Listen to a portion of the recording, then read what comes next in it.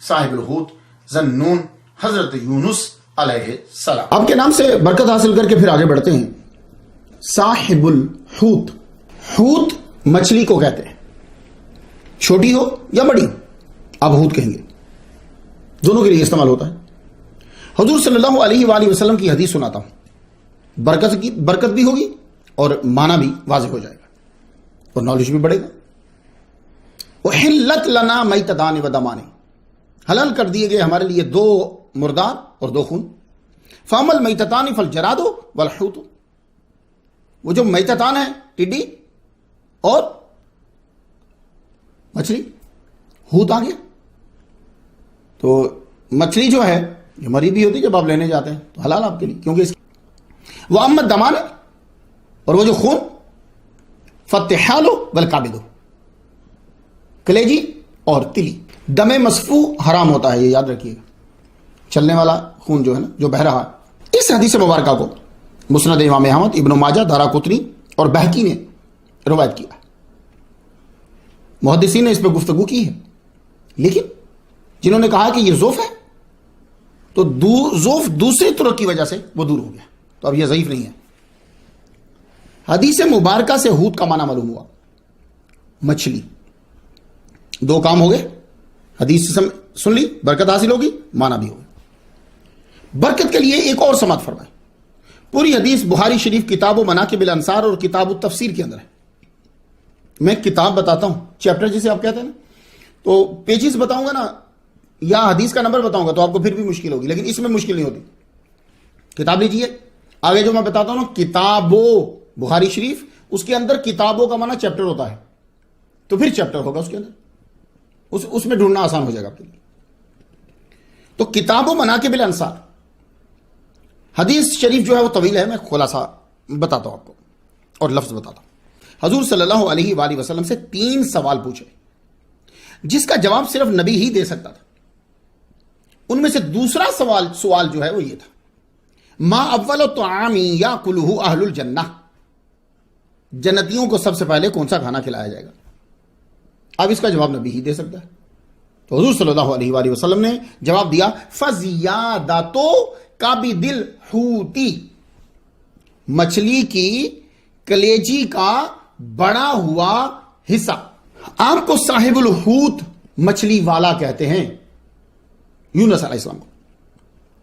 اللہ نے آپ کو اس لقب سے پکارا ہے. سورۃ القلم آیت نمبر 48. وَلَا تَكُنْ كَصَاحِبِ الْحُوتِ اِذْ نَادَىٰ وَهُوَ كَظِيمٌ، قزیم بمانا مغموم کریں گے ہم. تو صاحب الحوت یونس علیہ السلام کا لقب اللہ نے کہا سورہ قلم کے اندر. ذنون یہ دوسرا لقب ہے آپ کا. سورۃ الانبیاء آیت نمبر 87 سے سنیں. اللہ فرماتا ہے وَذَنُّونَ اِذْ ذَهَبَ مُغَاضِبًا فَظَنَّ أَن لَّن نَّقْدِرَ عَلَيْهِ. تو النون جو ہے یہ مفرد ہے، اس کی جمع آتی ہے انوان، الف کے ساتھ، انوان، نینان، یہ اس کی جمع آتی ہے. نون مچھلی، جمع انوان مچھلیاں، نینان مچھلیاں. اب اس کا معنی مچھلی ہوتا ہے، پھر برکت کری حدیث سن لیجیے. کچھ لوگوں کا یہ خیال ہے کہ یہ صرف سٹوری ہے، ایسا ہرگز نہیں ہے. اس میں بہت سے مسائل، احادیث، کوشش کی جاتی ہے کہ ہماری ان کی بارگاہ میں مقبولیت ہو جائے اور ہمارا نذرانہ مقبول ہو جائے. تو نذرانہ قبول تبھی ہوتا ہے جب اس کے اندر خلوص اور پوری محنت شامل ہو. تو سرکار کی بارگاہ میں، انبیاء کی بارگاہ میں یہ نذرانہ ہوتا ہے. اس لیے بہت ساری چیزیں ہوئی، اس لیے دھیان سے سنا کریں. تو نون کا معنی اب میں حدیث مبارکہ سے واضح کرتا ہوں. مسلم شریف میں حوت کی جگہ پہ نون استعمال کیا گیا. حدیث سے عبارت سنیں برکت اور معنی کے لیے. قال الیہودی، یہودی نے یہ کہا، یعنی پوچھا، فما تحفتہم حین یدخلون الجنۃ، جب جنتی جنت میں جائیں گے تو ان کو تحفہ سب سے پہلے کیا ملے گا؟ تو قال، حضور نے جواب دیا، زیادۃ کبد النون، مچھلی کی کلیجی کا بڑا ہوا ٹکڑا. تو اب آپ سے کوئی پوچھے کہ حوت کا معنی کیا ہے، نون کا معنی کیا ہے، تو آپ نے دلائل کے ساتھ بتا دینا ہے. کہ حوت کا معنی بھی مچھلی ہوتا ہے، نون کا معنی بھی مچھلی ہوتا ہے، نون کے کچھ اور معنی بھی بیان کیے جاتے ہیں، لیکن ابھی ہماری گفتگو اسی پہ۔ یونس بن متا، اکثر ہم اردو کے اندر پڑھتے ہوئے متی پڑھ جاتے ہیں، متی، یہ متی نہیں ہے، متا ہے۔ یہ عربی زبان میں آپ کا اس میں ذاتی ہے، یونس۔ آپ کو عیسائی یونا پکارتے ہیں، تو یونا یہاں آگے یونس ہو گیا عربی میں۔ آپ کا نام یونان بھی ہے، اکثر جو عبرانی تراجم ہیں جب میں عربی میں پڑھتا ہوں اسے، تو وہاں آپ کا نام یونان لکھا ہوا ہے۔ تو یہ یونس 4 حرفی نام قرآن مجید میں 4 مرتبہ آیا ہے۔ یونان کا عبرانی زبان میں معنی ایک کبوتر بھی ہوتا ہے۔ شاید یہی وجہ ہے کہ میں کتاب کا مطالعہ کر رہا تھا تو اس نے یونس علیہ السلام کا معنی، یونس کا معنی کبوتر لکھ دیا۔ ہو سکتا ہے کہ اس نے اصل یونان کا معنی جو ہے وہ یونس کے معنی میں لکھ دیا۔ حضور صلی اللہ علیہ وآلہ وسلم نے آپ کا نام یونس ہی بتایا۔ ہم اکثر اسے اپنی زبان میں یونس کہہ دیتے ہیں، وہ وجہ یہ بنتی ہے کہ ایٹ اے ٹائم 2 پیش بولنا بڑا مشکل ہو جاتا ہے پنجابیوں کے لیے، جن کی زبان بھاری ہے ان کے لیے یونس بہت مشکل ہو جائے گا، تو وہ یونس بول دیتے۔ تو یہ یاد رکھیے گا، بعض اوقات مقررین جو ہوتے ہیں وہ الفاظ جب تقریر میں بولتے ہیں تو یہ نہیں ہے کہ وہ غلط بول رہے ہیں، نو نو نو، اگر آپ ان کے پاس بیٹھ کر سبق پڑھیں گے تو وہ آپ کو صحیح بتائیں گے۔ ہوتا یہ ہے کہ معاشرے کے اندر جو رائج ہوتا ہے یا جو ہمارے بچپن میں ہم نے سنا ہوتا ہے وہی پختہ ہو کے آگے چلتا ہے۔ اگر آپ ان سے پوچھیں گے کہ جی جناب اس کا اصل پروننسیشن کیا ہے تو وہ آپ کو صحیح بتائیں گے۔ اس لیے کبھی آپ کو پروننسیشن معلوم ہو اور آپ سنیں کہ مقرر جو ہے وہ الٹ بول رہا ہے تو آپ یہ نہ کہیں کہ اس نے غلطی کی ہے، وہ وہی بولے گا جو اس کے معاشرے میں چل رہا ہوتا ہے۔ تو اصل میں یہ یونس ہے، قرآن مجید میں یہی آیا ہے، تو آپ بچوں کو یہی یاد کروائیے گا، یونس، نون کے اوپر پیش۔ برکت اور علم میں اضافہ کے لیے حدیث سماعت کریں۔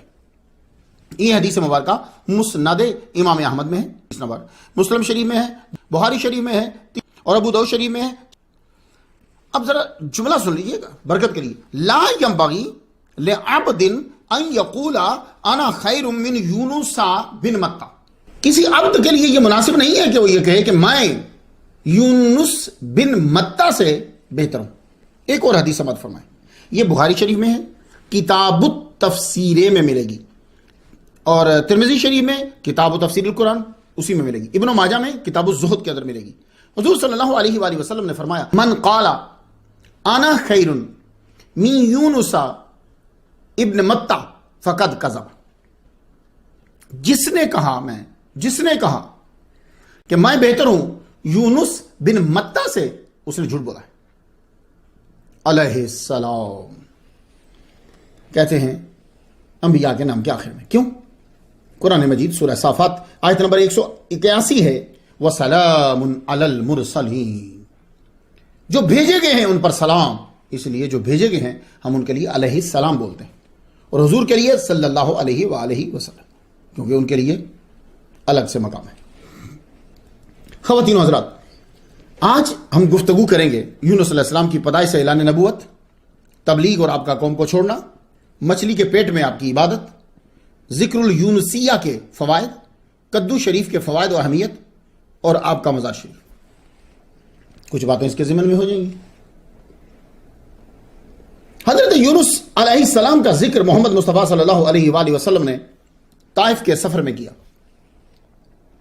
تقریباً 621 عیسوی میں شوال کے مہینہ میں حضور طائف میں گئے۔ طائف کا ظلم و ستم سہ کر آپ واپس تشریف لائے۔ 10 دن تک انہوں نے آپ کو پتھر مارے۔ طائف سے 3 مائل دور عتبہ بن ربیعہ، شیبہ بن ربیعہ کے باغ میں سانس لینے کے لیے آپ بیٹھے تو آپ کے ساتھ حضرت زید بن حارثہ تھے۔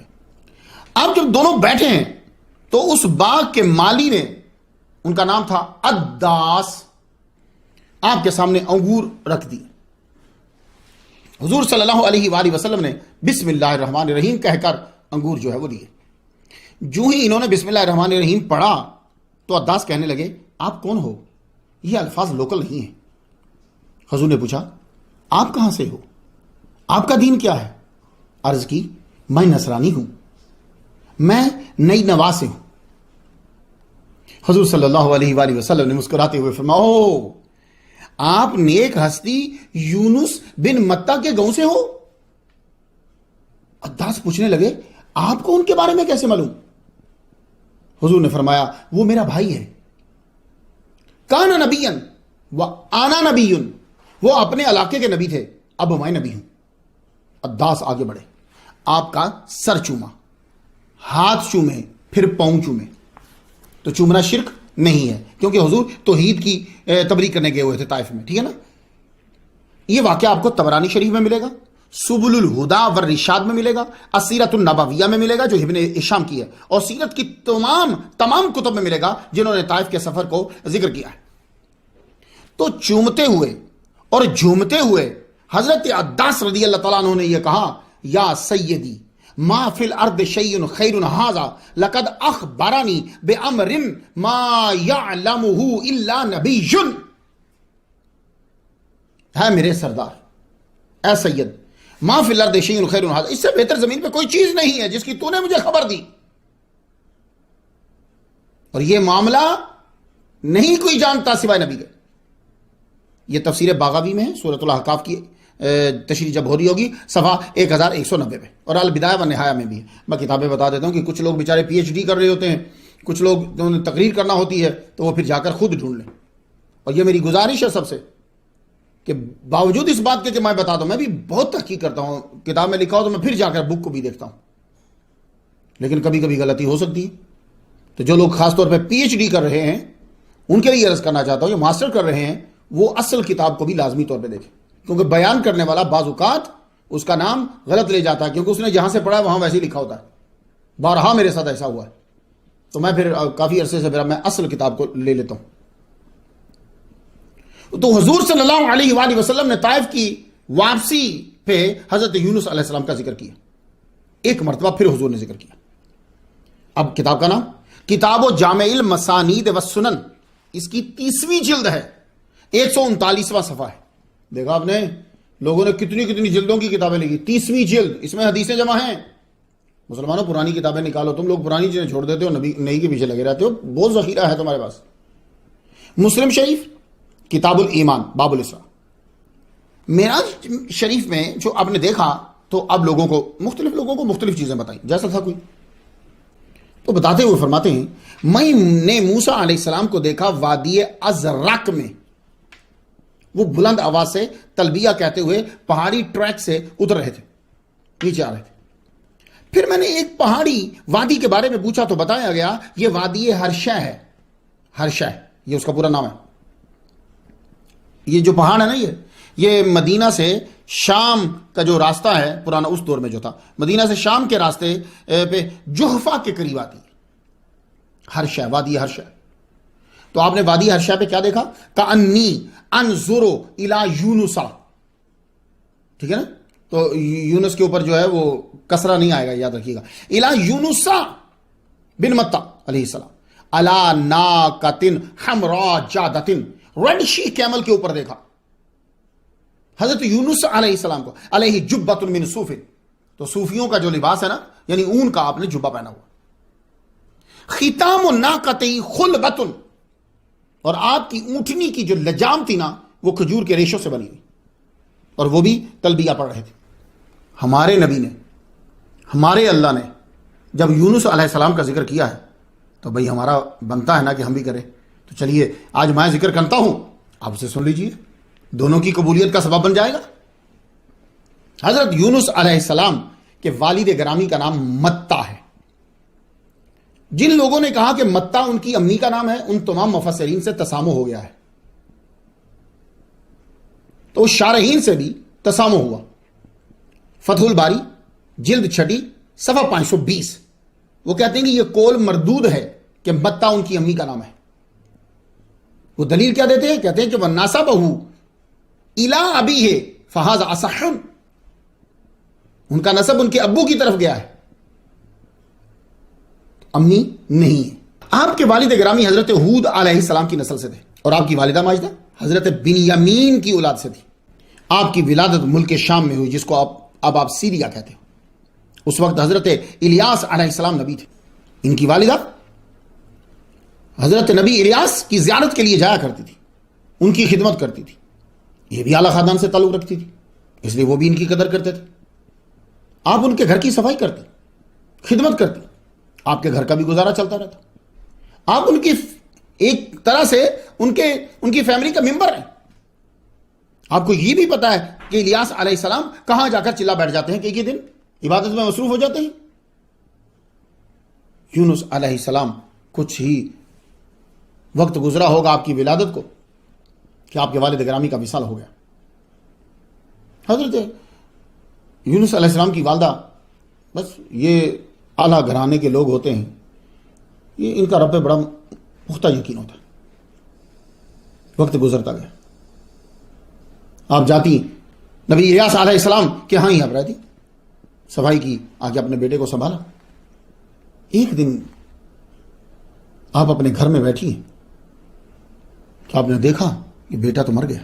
خاوند کے مرنے پہ آپ کو اتنا دھچکا نہیں لگا تھا جتنا آپ کے بیٹے حضرت یونس علیہ السلام کے چلے جانے پہ دھچکا لگا.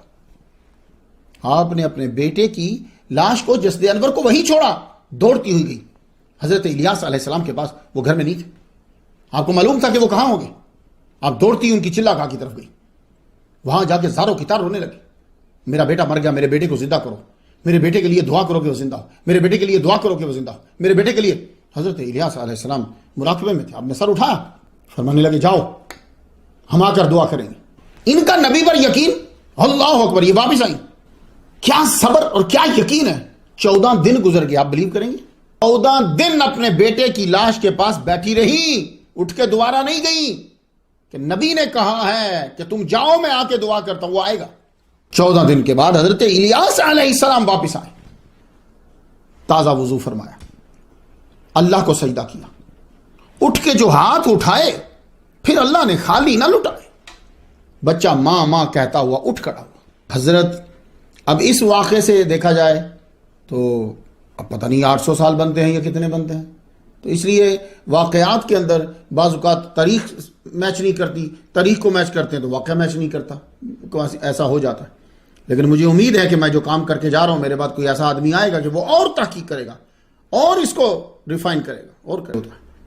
ہر ایک کا ہر دور میں حصہ ہوتا ہے، کوئی آتا ہے پھر وہ آگے کام کرتا ہے. انشاءاللہ الرحمن ایک دور آئے گا، تصوف کا ایک پورا مجموعہ کلیئر اور صاف ہو کر تم لوگوں کی نظروں کے سامنے آ جائے. یہ میں ہی جانتا ہوں کتنی محنت کرنا پڑتی ہے، اور یہ کوئی ادارہ نہیں ہے نا، انڈیویجول کام چل رہا ہے. بس اللہ مدد کر رہا ہے اور اللہ تعالی ہم سے یہ کام لے رہا ہے. بس ہمارے لیے یہی بہت بڑی سعادت ہے. آپ کے لیے یہ ہے کہ آپ اسے آگے سے آگے پھیلاؤ. وہ کس طرح؟ خود یاد کر کے تقریریں کرو، خود یاد کر کے دوسرے کو نصائح کرو. اگر خود یاد نہیں کر سکتے تو یہی تقریر آگے پھیلا دو، آگے پہنچا دو. اس میں صرف اور صرف ہمارا مقصد، میرا مقصد تو صرف یہ ہے، جیسے فرید الدین عطار رحمۃ اللہ علیہ نے سٹوریز بیان کی تھی 96، اللہ تعالیٰ نے ان کی قبر پر فرشتے اتارے تھے. میں تو اس لیے اس کو بیان کر رہا ہوں. آپ آگے چلاتے رہو، ہمارا اور کوئی مقصد نہیں ہے جی، کہ میں بھی جب مروں تو میری قبر پہ بھی فرشتوں کا نزول ہو، میرے لیے بھی دعا کرنے والے لوگ ہوں. میرا تو بس اللہ قبول فرمائے گا انشاءاللہ. آپ بڑے ہوتے گئے، عبادت بھی عمر کے ساتھ ساتھ بڑھتی گئی. ہماری عمر کے ساتھ شرارتیں بڑھتی ہیں، نبی بڑھتا ہے تو عبادت بڑھتی ہے. وہ جو بڑا ہوتا جاتا ہے عبادت اور بڑھتی جاتی. آپ ماں کی خدمت کے علاوہ صرف اللہ کی عبادت میں ہی نظر آتے. جو آپ کو دیکھتا یا تو ماں کی خدمت کر رہے ہیں یا عبادت کر رہے ہیں. اس دور کے نبی نے آپ کو جب بھی دیکھا آپ کو عبادت میں دیکھا. یاد رکھیے اس دور میں نبی اس طرح ہوتے تھے جیسے آج کے دور میں آپ کے ہاں مولوی ہوتے ہیں. اس مسجد کا مولوی، اس علاقے کا مولوی، اس علاقے کا مولوی، اس علاقے کا مولوی. ٹھیک ہے، لیکن وہ سب کا ادب کرتے تھے، وہ گالیاں نہیں دیتے تھے. تو جب اس دور کے نبی نے آپ کو جب دیکھا نماز ہی پڑھتے ہوئے دیکھا اور اپنی والدہ کا خیال کرتے. آپ کی والدہ دنیا سے چلی گئی تو آپ آزاد ہو گئے. اس کے والدہ کی وفات کے بعد آپ زیادہ تر بیت المقدس میں نظر آتے ہیں، وہاں نماز پڑھتے ہیں. اس لیے جتنے لوگ تصوف میں ہیں ان سے میں گزارش کروں گا، اگر آپ کے پاس باہر کے پاسپورٹ ہیں تو آپ ایک دفعہ وہاں چکر ضرور لگا کے ہیں اگر آپ تصوف میں داخل ہو چکے ہیں. میں نے بڑی اللہ تعالیٰ سے عرض کی، پھر اللہ تعالیٰ نے 2016 میں میری دعا کو قبول کر لیا. میں گیا، جتنا آدمی فیض لے سکتا ہے اتنا ہی لے گا نا بھائی. آپ نے ضرور جانا ہے. پرانے دور میں ہر ولی وہاں ضرور جاتا تھا، وہ چاہے روحانی طور پر جائے چاہے وہ جسمانی طور پر جائے، جاتا ضرور ہے. بیت المقدس میں حضرت یونس علیہ السلام عبادت کرتے ہوئے نظر آتے. آپ کی عمر مبارک 30 سال ہوئی.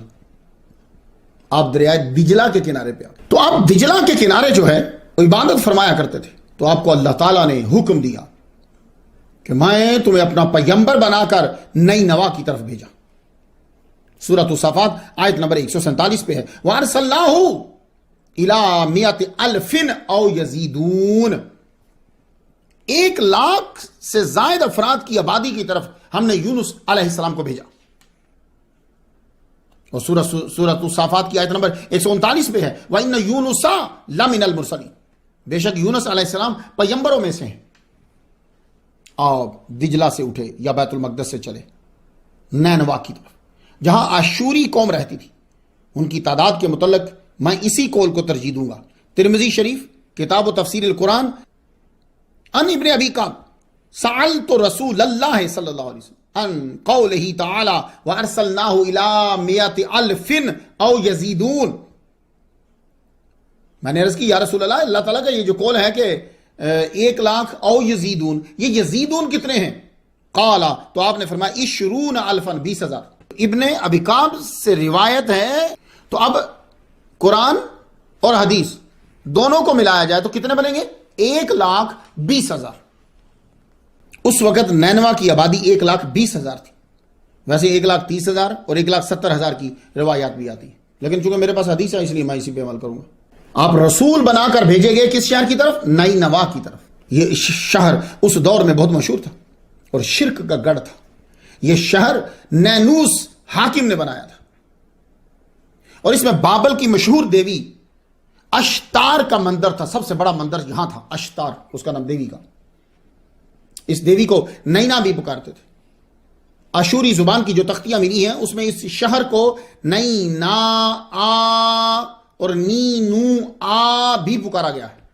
یہ میں آپ کو نینوا کے مختلف پروننسیشنز بتا رہا ہوں.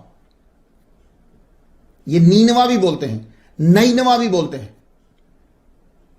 نینا آ مد ہے یہ بھی بولتے ہیں، نینو آ بھی اس کو بولتے ہیں. یہاں جو قوم بستی تھی وہ اشوریہ کہلواتی تھی اور حکومت بھی نہیں کی تھی. یہ علاقہ دجلہ کے کنارے پہ تھا، جس کو ہم دجلہ بول دیتے ہیں. یہ دال کے نیچے زیر ہے، دریائے دجلہ کے کنارے پہ تھا، موصل کے قریب. یونس علیہ السلام اٹھے اور شہر میں داخل ہو گئے. بڑے بڑے رش کے مقامات پر کھڑے ہو کر آپ نے توحید کی تلقین شروع کر دی. آپ نے فرمایا یہ کیا تم عورت کی پوجا کر رہے ہو؟ یہ اشتار دیوی تھی نا، کیا اس کی پوجا کرتا؟ کیا دیں گے یہ تمہیں؟ آپ ایسے نبی ہیں کہ یہودی، عیسائی، مسلمان تینوں آپ کو نبی مانتے ہیں. آپ کہیں گے تو یہ کیوں کہہ رہا تینوں نبی مانتے ہیں؟ وجہ یہ ہے کہ کچھ نبی ہیں کہ یہودی ان کو نبی نہیں مانتے. میں اس لیے کہہ رہا ہوں کہ تینوں ان کو نبی مانتے ہیں. مسلمانوں کے ملک میں اگر مولوی کمزور ہو مالی اور افرادی لحاظ سے تو مخالف تمام علمی، اخلاقی، معاشرتی، سماجی روایات اور اقدار کو پس پشت ڈال کر رکھ کر اس کے خلاف شروع ہو جاتے ہیں. اور پھر لا یحب اللہ الجہر بالسوء من القول کی وہ دھجیاں اڑائی جاتی ہیں. غیبت کو مختلف دلائل اور الفاظ سے ڈھانپ کر پیش کیا جاتا ہے کہ شیطان بھی ہنستا ہے کہ کیا کھلاڑی ہیں یار یہ لوگ. تو آپ سوچو کہ یونس علیہ السلام کا حال کیا ہوا ہوگا نینوا میں. آپ اکیلے، نہ جماعت خانہ، 1,00,000 سے زائد افراد کی آبادی اور شرک میں مشہور، بادشاہت بھی بت پرستوں کی. آپ نے تبلیغ جب شروع کی تو آپ کیا سمجھتے ہیں کیا ہوا ہوگا؟ ہر دن مخالفت تو بڑھی، نفرت تو بڑھی، عقیدت نہیں بڑھی. 33 سال کے اندر اس قوم میں سے 2 بندے ایمان لائے، روبیل اور ملیحہ. نام بتا رہا ہوں میں آپ کو.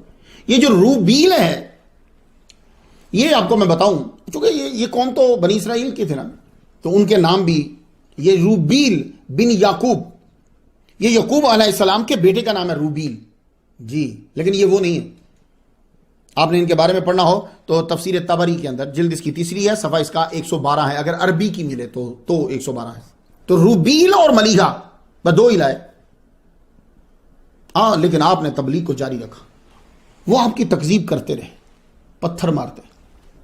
آخر آپ نے بد دعا کی اور قوم سے یہ کہا کہ 3 دن کے بعد تم پر عذاب آ جائے گا اور اس کی یہ نشانیاں ہیں، اور خود آپ تشریف لے گئے. یہاں آپ نے وحی کا انتظار کرنا تھا کہ اللہ رک جاؤں یا میں چلا جاؤں. آپ نے گمان کیا کہ اللہ اس عمل کی باز پرس نہیں فرمائے گا. اسی کو سورۃ الانبیاء آیت نمبر 87 پہ یوں فرمایا، وَظَنُّونَ إِذْ ذَهَبَ مُغَاضِبًا فَظَنَّ أَن لَّن نَّقْدِرَ عَلَيْهِ، یہ کہ اللہ پاک باز پرس نہیں کریں گے. میں نے تو تبلیغ کر دی ہے، 33 سال گزر گئے ہیں اور اللہ نے کہہ بھی دیا کہ عذاب آئے گا، تو اب تو مجھے نکل جانا چاہیے. تو انہوں نے وحی کا انتظار نہیں کیا. اب آپ کہیں گے کہ تو یہ کیسے ترجمہ کر رہا ہے کہ وحی کا انتظار نہیں کیا؟ سورۃ القلم کی آیت نمبر 48 پڑھیں تو آپ بھی یہی کہیں گے کہ وحی کا انتظار نہیں کیا انہوں نے. وہ کیسے؟ اللہ پاک اپنے نبی سے کہتا ہے سورۃ القلم میں، فَاصْبِرْ لِحُکْمِ رَبِّکَ، اپنے رب کے حکم کا انتظار کر. تو رب کا حکم کیا ہوتا ہے؟ وحی. یعنی اے محمد مصطفیٰ آپ وحی کا انتظار کریے. وَلَا تَكُنْ كَصَاحِبِ الْحُوتِ، مچھلی والے کی طرح مت ہو جائیے. کیا مطلب؟ حضور تو مچھلی والے کی طرح ہی ہیں، نبی ہیں، وہ بھی نبی، یہ بھی نبی. خود کہہ رہے ہیں کہ کانا نبی آنا نبی، وہ میرا بھائی ہے.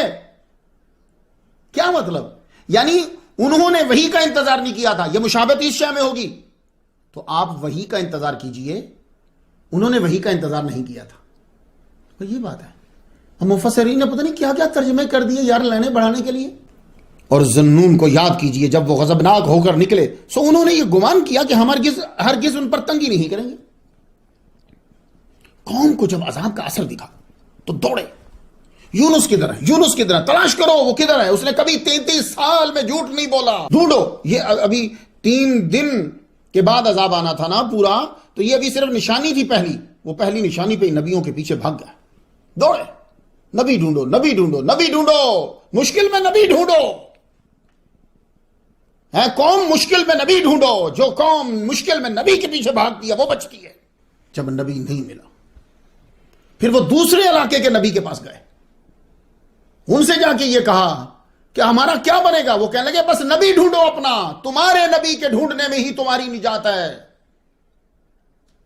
جی تو وہ دوسرے علاقے کا نبی اس علاقے میں مداخلت نہیں کرے گا. وہ ایسے ہی ہوتے تھے جیسے آج کے دور میں مولوی ہوتے. جاؤ اپنا نبی ڈھونڈو. کیوں؟ یہ بزنس نہیں ہے. بزنس ہوتا تو وہ لوگوں کو بٹھا لیتے. تو جب خدا کی تعلیم پھیلانی ہوگی تو پھر ہر مولوی دوسری مولوی کی عزت کرے گا. میں اسی لیے کہتا ہوں اللہ کے بندو باقیوں کو چھوڑو، عیسائیوں یہودیوں سے اتحاد اتفاق تو بعد میں کرتے رہو، پہلے اپنے مسلک والوں کی تو عزت کرو. میں سب کی عزت کرتا ہوں. لوگ میرے تو اس سے پیسے لے رہا، تو اس سے پیسے لے رہا. یار آ کے دیکھو تو صحیح میری حالت کیا ہے. کون مجھے پیسے دے رہا؟ میں تو ملاقات بھی نہیں کسی سے کرتا، میرے تو فون پہ بھی بات نہیں ہوتی. کوئی آ جاتا ہے یہاں تو میزبانی کر دیتے ہیں اس کی. پہلے اپنوں کی کرو. ہم اپنوں کو کافر بنا رہے ہیں اور دوسروں سے اتحاد و اتفاق کر رہے ہیں. اولیاء کے اندر یہ چیز میں نے دیکھی. اولیاء دوسرے ولی کی جگہ میں مرید نہیں کرتے کسی. قطب الدین بختیار کاکی رحمۃ اللہ علیہ سے جب بابا فرید الدین گنج شکر نے ملتان میں یہ کہا تھا میں آپ کی بائعت کرنا چاہتا ہوں، اور دوسرے بندوں نے جب یہ کہا تھا کہ ہم آپ کی بائعت کرنا چاہتے ہیں، فرمایا یہ علاقہ میرا نہیں ہے، یہ بہاؤالدین زکریا ملتانی کا ہے. جب ہر طرف سے ان کو جواب مل گیا، اب اللہ تعالیٰ نے ان کو وہاں سے جانے کی وہی کیوں نہیں کی تھی؟ کہ اللہ جانتا تھا، کیونکہ اللہ تو غیر ہر چیز جانتا ہے.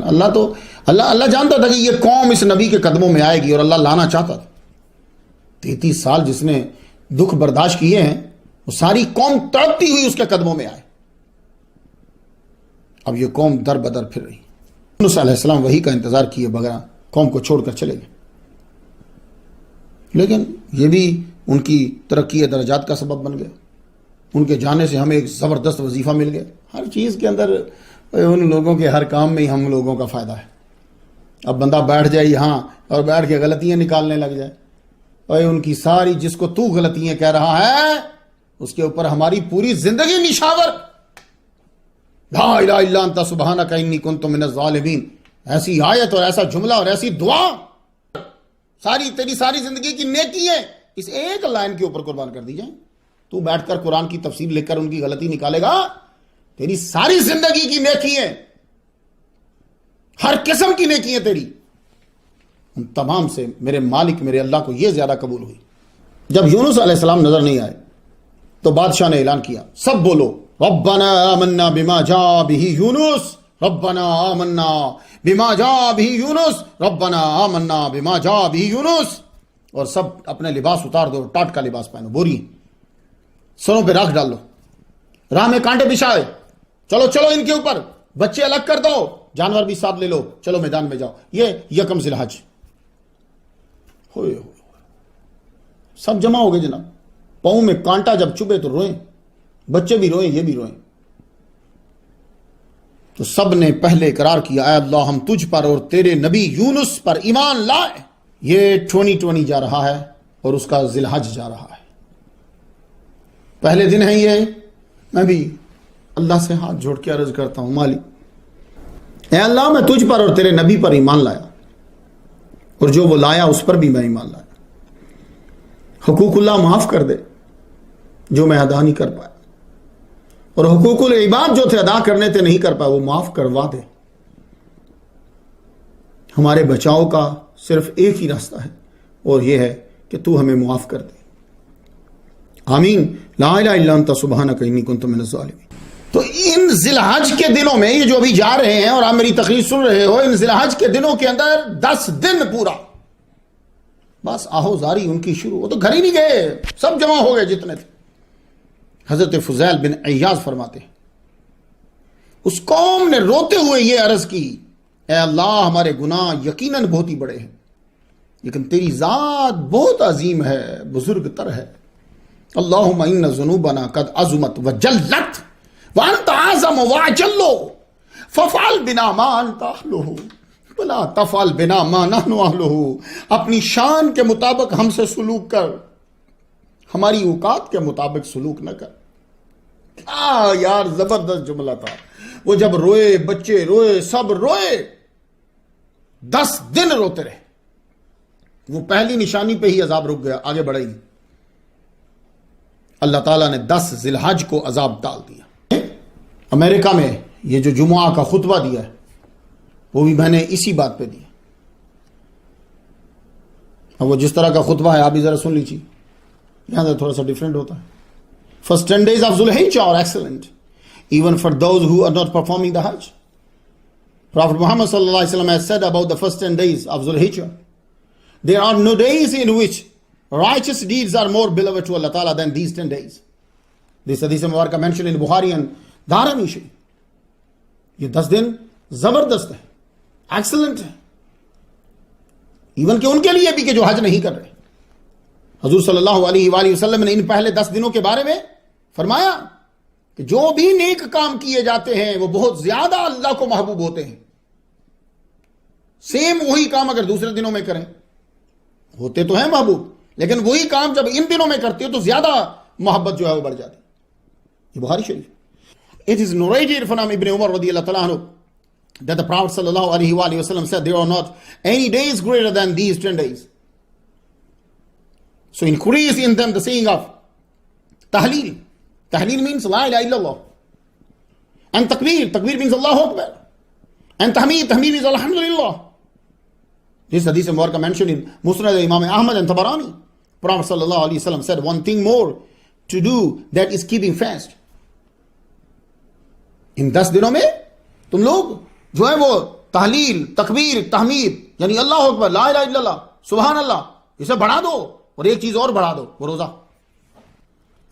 حضرت ابو ہریرہ رضی اللہ تعالیٰ عنہ writes that Rasulullah sallallahu alaihi wasallam said there are no days dearer to Allah Ta'ala in which to perform his ibadah than the first 10 days of Zul-Hijjah. The fast of one of those, listen carefully, the fast of one of those days is equal to 1 year's. Is equal to 1 year's fasting. And the ibadat of one night during this period is equal to the ibadat of the Laylatul Qadr. This hadith mentioned in Tirmidhi Sharif, Ibn Majah and Bayhaqi. ایک روزہ رکھا ان 9 دنوں میں ایک روزہ رکھا، وہ ایک روزہ 1 سال کے روزوں کے برابر ہو گئے. 9th of Zulhijjah is very important day for both Haji and non-Haji. That is a Yom Arafah. Abu Qatada report that the Messenger of Allah said, fasting the day of Arafah expiates the minor sins of 2 years, a past one and the coming one. And the fasting the day of Ashura expiates the sins of the past year. This hadith is mentioned in Muslim Sharif. یوم عرفہ کا جو روزہ رکھتا ہے، یعنی 9 ذی الحجہ کا جو روزہ رکھتا ہے، حاجی نہیں رکھے گا یہ روزہ، جو حج نہیں کر رہا وہ رکھے گا. تو یوم عرفہ کا جو روزہ رکھتا ہے اللہ تعالیٰ اس کے 2 سال کے گناہ معاف فرما دیتا ہے. یہ 9 ذی الحج کی فضیلت، 2 سال کے، ایک پچھلا ایک اگلا. تو یونس علیہ السلام کی قوم نے کیا کیا؟ 1 ذی الحج کو عبادت شروع کی، 10 کو عذاب ٹل گیا. بڑے خوش نصیب ہو، آپ کی زندگی میں یہ دن آ گئے ہیں، بڑے امپورٹنٹ. یونس علیہ السلام، سورہ یونس کی آیت نمبر 98 پہ ہے کہ صرف یہی قوم ہے عذاب کی نشانی دیکھ کر ایمان لائی اور ایمان نفع دے گیا. ہاں یہ سب لوگ ذرا سن لیجیے، برکت کے لیے آیت سماعت فرمائے. فلولا کانت قریۃ آمنت فنفعها ایمانها الا قوم یونس لما آمنوا کشفنا عنهم عذاب الخزي فی الحیات الدنیا ومتعناهم الی حین. کوئی بستی ایسی کیوں نہ ہوئی کہ وہ عذاب کی نشانی دیکھ کر ایمان لے آتی تو اس کا ایمان اس کو نفع دیتا، سوا حضرت یونس علیہ السلام کی قوم کے، کہ جب وہ ایمان لے آئی تو ہم نے اس سے دنیا کی زندگی میں ذلت کا عذاب دور کر دیا اور ہم نے ان کو ایک وقت مقررہ تک فائدہ پہنچایا. ان سے عذاب ٹلنے کی وجہ یہ تھی کہ یہ مشکل کو دیکھتے ہی نبی کی طرف دوڑے اور بار بار بولتے تھے ربنا آمنا بما جاء به یونس، ربنا آمنا بما جاء به یونس. یہ وجہ تھی کہ حضرت یونس علیہ السلام کو اللہ تعالیٰ نے وحی نہیں کی تھی نکلنے کی، کیونکہ اللہ جانتا تھا کہ یہ نشانی دیکھتے ہی رو پڑیں گے اور آئیں گے نبی کی طرف. ہر نبی کو جب عذاب آتا ہے تو اللہ تعالیٰ حکم دیتا ہے اب تم اپنی، جیسے نا میں نے نوح علیہ السلام کے میں کیا نا کل نحمل، بھائی جب آ جائے گا آپ اٹھاؤ اور چل. لوط علیہ السلام سے بھی کہا. اللہ یونس علیہ السلام کو دکھانا چاہتا تھا یہ تڑپ اور 33 سال کا نتیجہ، مگر آپ اپنی سوچ کے مطابق تشریف لے گئے. لیکن ان کے اس جانے میں بھی ہمیں بڑی چیزیں مل گئیں. قرآن مجید سورہ صافات کے اندر اللہ تعالیٰ یوں فرماتا ہے، آیت نمبر 140، اس آباقا الی الفلک المشحون. فلک المشحون بھری کشتی، یعنی ریڈی سامان جس کے اوپر لوڈڈ ہے، ریڈی. جب وہ اللہ کے حکم کا انتظار کیے بغیر بھری کشتی کی طرف چلے گئے، جہاں جانے کے لیے تیار تھا، کیونکہ الفلک المشحون کہا ہے. آپ کو بٹھا لیا گیا، جہاز روانہ ہوا. آپ کا ارادہ بیت المقدس جانے کا تھا، اپنے یہاں سے بیت المقدس جانا تھا. کنارے سے جہاز ذرا دور گیا تو بھنور میں پھنس گیا. ملاح نے بڑی نکالنے کی کوشش کی، بھائی اس وقت کوئی انجن تو ہوتے نہیں تھے نا، مگر کامیاب نہ ہوئے. تو کپتان کی طرف سے اعلان ہوا کہ بھاری جو سامان ہے وہ اٹھا کے پھینک دو، شاید بھنور سے کشتی نکل جائے، ہلکی ہو تو. سامان پھینکا گیا، یہ بھی ہربا کامیاب نہ ہوا. اب انہوں نے سوچا نہیں بھائی یہ کوئی ٹیکنیکل مسئلہ نہیں ہو رہا ہمارا، نہیں یہ کوئی آفت ہے، تو ریزن کو دور کرو. تو ان کا عقیدہ یہ تھا کہ کشتی بری طرح بھنور میں تب پھنستی ہے جب کوئی اپنے آقا سے بھاگا ہوا غلام کشتی میں بیٹھ جائے تو یہ بھنور میں پھنس جاتی ہے، اسے پھینک دیں تو بس پھر کشتی نکل جاتی. انہوں نے اعلان کیا جناب کشتی کے اندر کوئی اپنے مالک سے بھاگا ہوا غلام ہے، وہ چھلانگ لگا دے ورنہ ہم سب ڈوب جائیں گے. حضرت یونس علیہ السلام سمجھ گئے بات کو، جھٹ سے بولے وہ میں ہوں. لوگوں نے آپ کی عمر دیکھی، 63 سال آپ کی عمر، 30 سال کے تو آپ گئے تھے، 33 سال آپ نے وہاں گزارے. اپنے مالک سے بھاگا ہوا ہوں میں. انہوں نے دیکھا چہرہ اتنا نورانی ہے، اگنور کیا. ہم نے فرمایا میری بات مان لو، میں ہی عبد آبی کو ہوں، میں اس کے اذن کے آنے سے پہلے چلا آیا ہوں، مجھے دھکا دے دو. اب وہ پریشانی میں پڑ گئے کیونکہ آپ کا نورانی چہرہ اور آپ کی عمر بھی 63 سال. کہنے لگے اچھا ہم قرآن ڈالتے ہیں، قرآن نکل آیا تو آپ کی بات مان لیں گے. تو انہوں نے قرآن ڈالا، یونس علیہ السلام کا نام نکلا. پھر نہیں مانے، انہوں نے پھر قرآن ڈالا، پھر آپ کا نام نکلا، پھر قرآن ڈالا، پھر آپ کا نام نکلا. 3 بار جب قرآن نکلا تو یہ اتفاق نہیں ہو سکتا بھائی صاحب. اب ایک تفسیر میں پڑھتا ہوں تو وہاں یہ لکھا ہوا ہے جو علامہ طنطاوی کی ہے، انہوں نے خود ہی چھلانگ لگا دی، لیکن باقیوں نے لکھا ہے کہ ان کو دھکا دے دیا گیا۔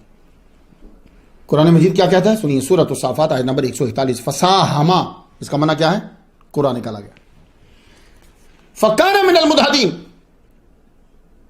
تو دھکیلے ہوں میں آپ ہو گئے، یعنی جن لوگوں کو دھکا دیا جاتا ہے ان میں سے آپ، یعنی آپ ہی کا نام آیا۔ اللہ تعالیٰ نے فوراً مچھلی کو حکم دیا کہ کوئی ہڈی نہ ٹوٹے، جسم پہ کوئی زخم نہ آئے، میرے نبی کو نگل لو۔ قرآن مجید سے یوں کہتا ہے فَالْتَقَمَهُ الْحُوتُ وَهُوَ مُلِيمٌ، مچھلی نے ان کو نگل لیا۔ اس وقت وہ خود ہی کو مورد الزام ٹھہرا رہے تھے کہ میں اللہ تعالیٰ کی وحی کے بنا کیوں میں چلا آیا۔ اب یہ سوال ہے کہ وہ مچھلی کون سی تھی؟ College of Bible and ministry, Harding University کے ایسوسیٹ پروفیسر نے اپنے ایک لیکچر میں کہا، اس کا میں نے لیکچر سنا، اس نے لیکچر میں یہ کہا کہ یقین سے نہیں کہہ سکتے کہ مچھلی عام مچھلی ہے، ویل ہے، یا کوئی سی مانسٹر تھا، لیکن مجھے یقین ہے کہ وہ مچھلی تھی، کیونکہ اللہ تعالیٰ نے الحوت کہا ہے۔ حوت بڑی مچھلی کو بھی کہتے ہیں، بڑی کی کوئی حد نہیں ہے، چھوٹی کو بھی کہتے ہیں۔ کون سی مچھلی تھی؟ اب یہ ہم نے دیکھنا ہے کہ جس کے اندر پورا بندہ رہ سکتا ہے۔ اب میں نے تحقیق کی، پتا چلا کہ ویل کی تو 33 اقسام ہے۔ لوگ بولتے تھے جی ویل مچھلی نے آپ کو لیا، تو ویل کی تو 33 اقسام ہے، ان میں سے کس کے پیٹ کے اندر رہ سکتے ہیں؟ تو 33 میں سے 32 کا جو پیٹ ہے، منہ اور پیٹ کے بیچ میں صرف اتنا راستہ ہے۔ وہ جو گولف کھیلتے ہیں نا، اس کا جو گیند ہوتا ہے نا، بس اتنا راستہ ہے، تو اس میں سے بندے کا بازو نہیں گزر سکتا، بندہ کیسے گزرے گا؟ تو ویل کی 32 اقسام ریجیکٹڈ، ایک بچتی ہے سپرم ویل، ٹھیک ہے؟ تو وہ ایک بچی، یہ 62 فیٹ تک لمبی ہوتی، چھوٹی بھی ہو سکتی بڑی بھی ہو سکتی، لیکن تقریباً 62 تک ہوتی۔ تو سپرم ویل جو ہے اس کے پیٹ تک بندہ جا سکتا ہے، بلکہ کہتے ہیں کہ اس کے 4 پیٹ ہوتے ہیں، وہ ہے ویسے 4 سٹیپ ہوتے ہیں لیکن ہوتے پیٹ کے اندر ہی۔ اور حیرانی کی بات یہ ہے کہ اس کے پیٹ میں آکسیجن بھی ہوتی ہے، وہ اگرچہ کم ہو لیکن آکسیجن ہوتی ہے۔ اور درجہ حرارت اس کے پیٹ کے اندر 104 ہوتا ہے، اور 104 تک تو بخار آپ برداشت کر لیتے ہو نا، اس سے بڑھتا ہے تو پھر بڑا خطرناک ہو جاتا ہے۔ تو جو ہی آپ فلک سے پانی میں آئے تو اللہ نے مچھلی کو حکم دیا فوراً منہ کھول۔ اس نے منہ کھولا، یوں وہ نیچے سے، اس کی عادت ہی ہے، وہ منہ کھولتی ہے ایسے ہے اوپر، تو چیز آ رہی ہو تو سیدھا اندر جاتی ہے، اور نبی کو سموچا نکل لے۔ سموچا کا معنی پورا ہوتا ہے، پورا نکل، خراش نہیں آئی۔ فَالْتَقَمَهُ الْحُوتُ، سورہ صافات، آپ کو مچھلی نے نکل لیا۔ التقما کا معنی نگلنا ہوتا ہے، پورا نگلنا، اور تیزی سے۔ کیوں التقما کا معنی تیزی سے؟ اس لیے کہ یہ دانت اثر انداز نہیں ہوں گے، ایسے سیدھا اندر، چبایا بھی نہیں۔ ویل نے اسی طرح کیا۔ کچھ لوگوں کا یہ سوچنا ہے کہ جی آپ جبڑوں کے ساتھ لٹک گئے ہوں گے، تو جبڑوں کے ساتھ اگر کوئی لٹک جائے تو بندہ بچ سکتا ہے۔ وہ کسی بھی ویل مچھلی کے ساتھ، ایک ویل وہ ہوتی ہے کہ جس کے جبڑے ہوتے ہی ریشے جیسے ہیں، دانت ہوتے ہی نہیں، آپ اس میں پھنس جاؤ۔ مگر مجھے اس سوچ کو تسلیم کرنے سے قرآن اور تفسیر کے الفاظ روک رہے ہیں کہ آپ منہ کے کسی ایریے میں لٹکے ہوئے نہیں تھے۔ پہلی بات، قرآن کہتا ہے فَالْتَقَمَهُ الْحُوتُ، یہ پہلی دلیل ہے میری، نگل لیا۔ تو جو منہ میں رہے اس کو نگلنا نہیں کہتے۔ مچھلی کے جبڑوں میں کچھ اٹک جائے تو یہ 2 گھنٹے بعد آ کر سپٹ کر دیتی ہے، کیونکہ اس کو تکلیف ہوتی ہے، یاد رکھیے گا، اس کی کوشش ہوتی ہے کہ یہ نکل جائے، اور وہ آگے سپٹ کر دیتی ہے۔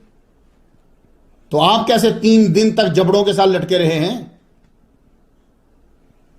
اور پھر تیسری میری دلیل یہ ہے، آپ نے مچھلی کے پیٹ میں پہنچتے ہی عبادت شروع کر دی اور سجدہ کیا، عرض کی ہے میرے اللہ میں ایسی جگہ کو سجدہ کا بنا دوں گا کہ جو کسی نے نہ بنائی ہو۔ وَاتَّخَذْتُ لَكَ مَسْجِدًا حَيْثُ لَمْ يَتَّخِذْهُ أَحَدٌ، ابن ابی دنیا نے اس کو لکھا ہے، میں ایسی جگہ کو سجدہ کا بناؤں گا، مسجد سے مراد سجدہ کا، ایسی ہی جگہ کو سجدہ کا بناؤں گا کسی نے نہیں بنائی ہوگی۔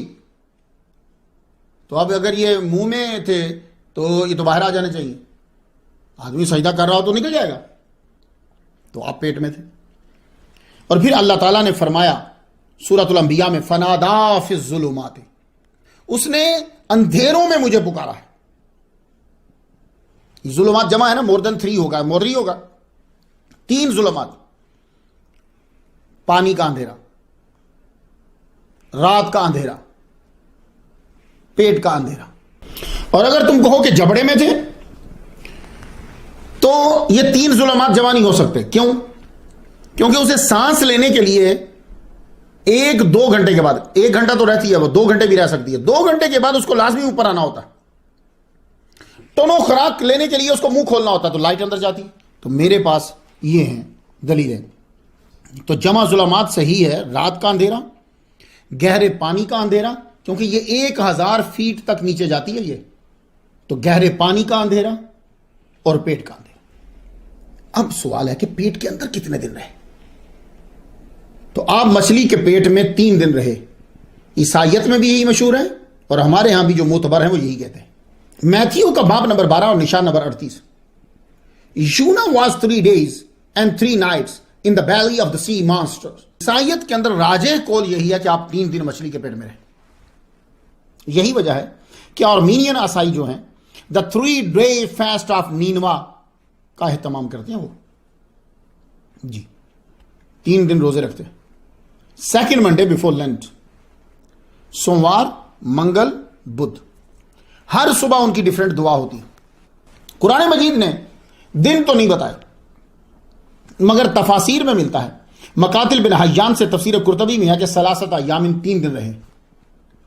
ہم نے بچپن میں 40 دن کا سنا تھا، اس لیے میں نے شاید کسی تقریر میں 40 دن ہی بیان کیا، بی بی آمینہ کی تقریر میں.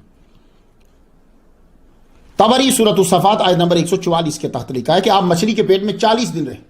دہاق سے ہے کہ 20 یوم کی روایت ہے. کچھ مفسرین نے مدت بیان ہی نہیں کی کیونکہ اللہ نے بیان نہیں کی. ایسے الوسیط میں تنتابی لکھتے ہیں فَأَلْقَى بِنَفْسِهِ فِي الْيَمِّ فَالْتَقَمَهُ الْحُوتُ ثُمَّ نَبَذَهُ بَعْدَ وَقْتٍ. ان کی تفسیر سے تو یہ ثابت ہوتا ہے کہ انہوں نے خود کو گرایا، مچھلی اپنے پیٹ میں لے گئی، پھر باہر آ کر اگل دیا. تو ایک وقت کے بعد اب مجھے یہی بہتر لگا اور یہی میرے نزدیک مضبوط قول ہے کہ 3 دن رہے آپ اس کے اندر. 3 راتیں نہیں، 3 دن. مچھلی کے پیٹ میں کیا کرتے رہے آپ؟ بطن الحوت میں پہنچتے ہی جب یونس علیہ السلام کو زندگی کا احساس ہوا تو آپ نے وہیں سر سجدے میں رکھ کر اللہ کو پکارنا شروع کر دیا. سورۃ الانبیاء کی آیت نمبر 87 سنو. وَظَنُّونَ إِذْ ذَهَبَ مُغَاضِبًا فَظَنَّ أَن لَّن نَّقْدِرَ عَلَيْهِ فَنَادَىٰ فِي الظُّلُمَاتِ اللَّهُ لَا إِلَٰهَ إِلَّا أَنتَ سُبْحَانَكَ إِنِّي كُنتُ مِنَ الظَّالِمِينَ فَاسْتَجَبْنَا لَهُ وَنَجَّيْنَاهُ مِنَ الْغَمِّ وَكَذَٰلِكَ نُنجِّي الْمُؤْمِنِينَ. یونس علیہ السلام نے سجدے میں سر رکھ کر پڑھنا شروع کیا لا الہ الا انت سبحانک انی کنت من الظالمین، لا الہ الا انت سبحانک انی کنت من، پتہ نہیں کتنا پڑھتے گئے. اگر آیت کریمہ سے نہ پڑھتے تو حشر تک مچھلی کے پیٹ میں ہی رہتے، آپ کا وصال اسی میں ہو جاتا، پھر آپ کو اس وقت اٹھاتے جب سب اٹھائے جاتے. آیت سماعت کیجئے سورۃ الصافات کی آیت نمبر 143 اور 144. فلولا انہ کان من المسبحین للبث فی بطنہ الی یوم یبعثون. مسبحین کا معنی مفسرین نے صلات کر دیا ہے. اصل میں کیا ہوتا ہے کہ جب ایک ایک ٹکڑے کا ترجمہ کرتے ہیں پھر جس کا جو دل چاہے وہ کر لے، ساری ملا کے کریں گے تو پھر مسبحین اگر وہ لا الہ الا انت سبحانک انی کنت من الظالمین یہ نہ پڑھتے، تسبیح بیان نہ کرتے تو ہمیشہ کے لیے یوم یبعثون یعنی سارا کچھ تباہ ہو جائے یوم یبعثون، پھر اس کے بعد حشر میں جا کے اٹھتے. ابن ابی حاتم نے اپنی تفسیر میں لکھا کہ انس بن مالک روایت کرتے ہیں حضور نے فرمایا حضرت یونس نے مچھلی کے پیٹ میں ان کلمات سے اللہ کو پکارا اللہم لا الہ الا انت سبحانک انی کنت من الظالمین. اس کو ذکر الیونسیہ بھی کہتے ہیں. یہ ایک اور نام سن لیجیے. یہ لا الہ الا انت سبحانک انی کنت من الظالمین بچپن سے ہم کہتے ہیں آیہ کریمہ، ٹھیک ہے نا. ویسے تو آیت ہوتی ہے نا ایک سائن سے لے کر دوسرے سائن تک، اس کو آیت کہتے ہیں. تو یہ ایک سائن سے دوسرے سائن تک نہیں ہے بلکہ ایک ہی کا حصہ ہے یہ، لیکن شاید اس میں نشانی عظیم ہے اس لیے کہہ دیتے ہوں. یہ ذکر الیونسیہ ہے، حالانکہ یہ خود سورۃ الانبیاء کی آیت نمبر 87 کا یہ حصہ ہے. تو پوری آیت تو یہ بنتی نہیں ہے. اس کی پاور کا اندازہ اس بات سے لگا لو کہ اللہ فرما رہا کہ اگر یہ تسبیح نہ کرتے تو باہر نہ آتے، تب ہی اٹھتے جب سب اٹھتے. حضور صلی اللہ علیہ وسلم نے بھی لا الہ الا انت سبحانک انی کنت من الظالمین کی اہمیت واضح کر دی. فرمان کیا ہے؟ دعوت ذنون اذا دعا وهو في بطن الحوت لا الہ الا انت سبحانک انی کنت من الظالمین فانه لم يدع بها رجل مسلم في شيء قط الا استجاب الله له. یہ حدیث مبارک آپ کو ترمذی شریف کتاب الدعوات میں مل جائے گی، مستدرک میں ہے، مسند الفردوس میں ہے، تحفۃ النبلاء من قصص الانبیاء علامہ حجر اسقلانی کی اس میں ملے گی، نسائی شریف میں ملے گی، بایہقی شریف میں ملے گی، شعب الایمان میں، کنز العمال میں مل جائے گی، ابن الدین فی کامل میں ذکر کیا ہے اس کو، طبرانی نے ذکر کیا ہے، مجموع الزوائد نے اس کو ذکر کیا 10ویں جلد میں، الترغیب و الترہیب نے ذکر کیا 2 جلد میں، اور مسند امام احمد میں بھی ہے. حضرت یونس کی وہ دعا جو انہوں نے مچھلی کے پیٹ میں مانگی، یعنی لا الہ الا انت سبحانک انی کنت من الظالمین، بس جو بھی مسلمان مرد کبھی بھی یہ پڑھ کر دعا مانگے گا اللہ قبول کرے گا. لا الہ الا انت سبحانک انی کنت من الظالمین، یا اللہ ہمیں معاف فرما. ذکر الیونسیہ پڑھنے سے مصائب و علام دور ہوتے ہیں. پہلے برکت کے لیے عربی عبارت سنیں، کیا کہا حضور نے؟ المستدرک میں ہے، الصحیحین، السنن الکبری امام نسائی، کتاب عمل الیوم واللیلۃ. اب ذرا عربی کی عبارت برکت لیے سن لیجیے. الا اخبرکم بشیء اذا نزل برجل منکم کرب او بلاء من بلاء الدنیا، من امر الدنیا بھی ہے، دعا به یفرج عنہ فقیل له بلا فقال دعاء ذنون لا الہ الا انت سبحانک انی کنت من الظالمین. کیا میں تم کو ایک اہم چیز نہ بتلاؤں؟ جب تم میں سے کوئی بندہ دنیا کے مصائب میں سے کسی دکھ مصیبت میں مبتلا ہو، اسے پڑھے تو آسودگی ہو جائے. عرض کی یا رسول اللہ کیوں نہیں، ضرور بتلائیے. آپ نے فرمایا وہ مچھلی والے یونس علیہ السلام کی دعا ہے، لا الہ الا انت سبحانک انی کنت من الظالمین. تم کسی تکلیف میں ہو، کسی مصیبت میں ہو، وہ مصیبت اور تکلیف دنیا کے مصائب میں سے ہے، بس تم یہ پڑھو لا الہ الا انت سبحانک انی کنت من الظالمین، وہ دور ہوگی. الفرج بعد الشدت کتاب کا نام ہے، یہ عبداللہ بن محمد المعروفی بن ابی دنیا کی تالیف ہے. یہ اس میں وہ وظائف جمع کیے گئے ہیں جن کے پڑھنے سے مصائب و تکالیف دور ہو جاتی ہیں. ان میں سے ایک یہ بھی بیان کیا گیا اس میں، لا الہ الا انت سبحانک انی کنت من الظالمین. پھر آگے اولیاء کا دور آ گیا، مختلف طریقوں سے صوفیاء نے پھر اس پہ مختلف اوقات میں پڑھا، اس کے جو اثرات ان پر ہوئے پھر انہوں نے اپنے مریدین کو بتائے. مریدین نہیں ہوتا، مریدین 2 مریدوں کو بولتے ہیں، مریدین کو پھر آگے بتائے، خلفاء کو بتائے آگے. جیسے نا ایک نسخہ ہوتا ہے، اس کو پھر آگے حکیم مختلف طریقے سے بناتے ہیں اسے، اور یہی سمجھ لیجیے یہ روحانی نسخے ہوتے ہیں. اولیاء صوفیاء پھر ان کو مختلف اوقات میں پڑھتے ہیں، پھر ان کے اثرات ان پر مرتب ہوتے ہیں، پھر وہ آگے بتاتے ہیں. جی اس لیے آپ کو نظر آتا ہے اس نے یہ کہا، اس نے ایسے بتایا، اس نے ایسے بتایا. تو جیسے جو بتائے آپ اسی پہ عمل کرو. بیماری سے شفا کے لیے جو بتایا گیا وہ سن لیجیے سب لوگ. ایسی چیزیں جب میں بتاتا ہوں تو پھر کاغذ اور قلم ساتھ رکھ لیا کریں. نماز فجر کے بعد اگر کسی کو بیماری ہے اور یہ پڑھنا چاہتا ہے، یہ دوائی استعمال کرنا چاہتا ہے میڈیسن، تو نماز فجر کے بعد 21 بار لا الہ الا انت سبحانک انی کنت من الظالمین پڑھے اور پانی پر دم کر دے. 15 یوم کرنا ہے اس نے اس طرح، اور روزانہ پانی جو ہے وہ تازہ پلانا ہے مریض کو. اللہ تعالیٰ شفا عطا فرمائے اس کی قسمت میں. اب اگر کوئی چاہتا ہے اس کو پڑھنا کہ میرے رزق میں برکت ہو جائے، تو پھر فجر کی نماز کے بعد نماز پڑھ کے فجر کی نماز 1000 مرتبہ لا الہ الا انت سبحانک انی کنت من الظالمین، کم از کم 11 دن یہ کرے، اللہ تعالیٰ اس کے رزق میں برکت دے. اب حق لینے کے لیے کچھ لوگوں کا حق چھن جاتا ہے.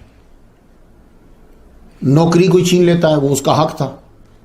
عہدہ تھا اسے آلریڈی ملا ہوا تھا، کسی نے چھین لیا، یہ اس کا حق ہے. کسی کا مال تھا کسی نے چھین لیا، وہ واپس لینا چاہتا ہے، یہ حق ہے. اب وہ کیا کرے؟ تو اپنے حق کے حصول کے لیے ہر نماز کے بعد 41 بار ذکر الیونسیہ کرے. وہ یہ آیت کریمہ کو میں کہہ رہا ہوں، لا الہ الا انت سبحانک انی کنت من الظالمین 41 بار. اس کا بہترین طریقہ جو میرا ہے، سجدے میں سر رکھ کے 40 مرتبہ پڑھنا ہے، پھر سجدے سے سر اٹھا کر ایک بار یوں پڑھنا ہے، لیکن آنکھ نہیں کھولنی. خود کو یہی محسوس کرنا ہے کہ میں مچھلی کے پیٹ میں ہی، اور ایک بار پھر یوں پڑھنا ہے. پھر اللہ سے دعا کرنی ہے، مالک میرا حق چھین گیا ہے، صرف تو ہی دلا سکتا.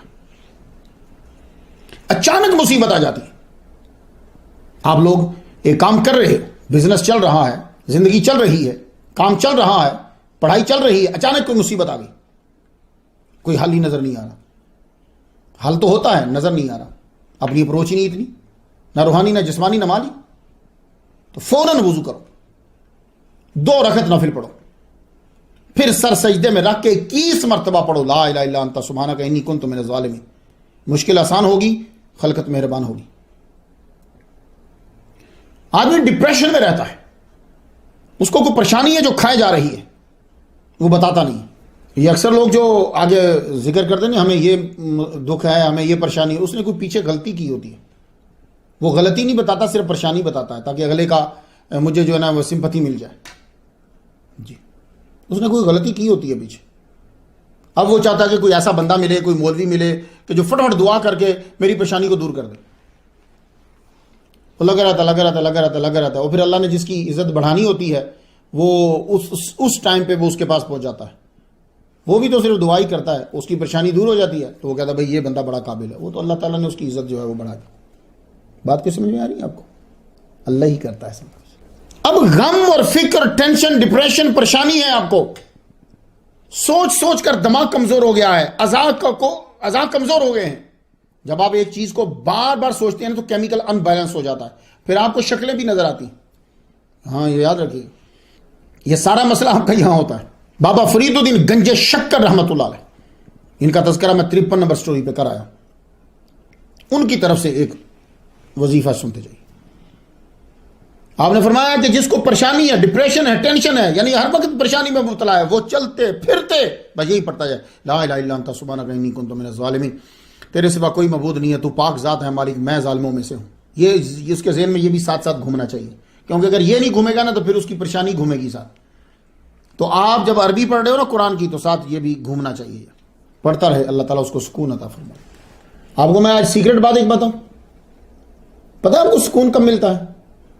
وہ آپ کی کسی چیز سے نہیں ملتا، وہ اندرونی طور پر جو 360 فرشتے ہیں آپ کی باڈی کے اندر ہیں، وہ آپ کے فلٹر کو کنٹرول کر لیتے ہیں. پھر آگے آپ کا دھیان ایک دم کسی اور طرف چیز کی طرف موڑ دیتے ہیں اور آپ کے ڈر کو کم کر دیتے ہیں، کسی طرح سے بھی تسلی دے کے. فرشتوں کی تعداد اور توجہ جب بڑھ جاتی ہے، یہ حقیقت میں اللہ کا ہی کرم ہوتا ہے. فرشتے خود نہیں آتے، اس کے آرڈر سے آتے. اس وقت پھر آپ کو سکون ملتا ہے. یہ آج ایک سیکرٹ آپ کی نظر. اس لیے جب کبھی غلطی ہو جائے، جرم ہو جائے، خطا ہو جائے، پریشانی ہو، تو بس کوشش کرو کہ میں وہ کام کروں جس سے فرشتوں کا نزول بڑھ جاتا ہے، اور وہ نیکی سے ہی بڑھتا ہے، اور وہ اسی وقت ہی بڑھتا ہے جب اللہ کا کرم ہوتا ہے. ساری باتیں آگے جڑ کے اللہ کی طرف ہی پہنچتی. ہم نے بچپن میں بس یہی سنا تھا، آیت کریمہ ایک لفظ اور 1,25,000 جس کو 1.25 لاکھ کہتے ہیں. آیا کریمہ پڑھاؤ مصیبت بھگاؤ. 1.25 لاکھ پڑھنے کا طریقہ آپ سن لیجئے. آج طریقہ بھی خاص ہے جناب. یہ جو لہریں نکلتی ہیں نا، ان کا اثر ضرور ہوتا ہے، یہ یاد رکھیے گا. تو جس کی جتنی پاورفل ہوتی جاتی ہے نا، اس کے وظیفے کا اثر بھی بڑھتا چلا جاتا ہے. اب آپ سارے غور سے سن لیجئے. جن کو بہت بڑی کوئی مصیبت ہے، اب وہ 1.25 لاکھ مرتبہ پڑھانا چاہتے ہیں تو کیسے پڑھائیں گے؟ سنیے.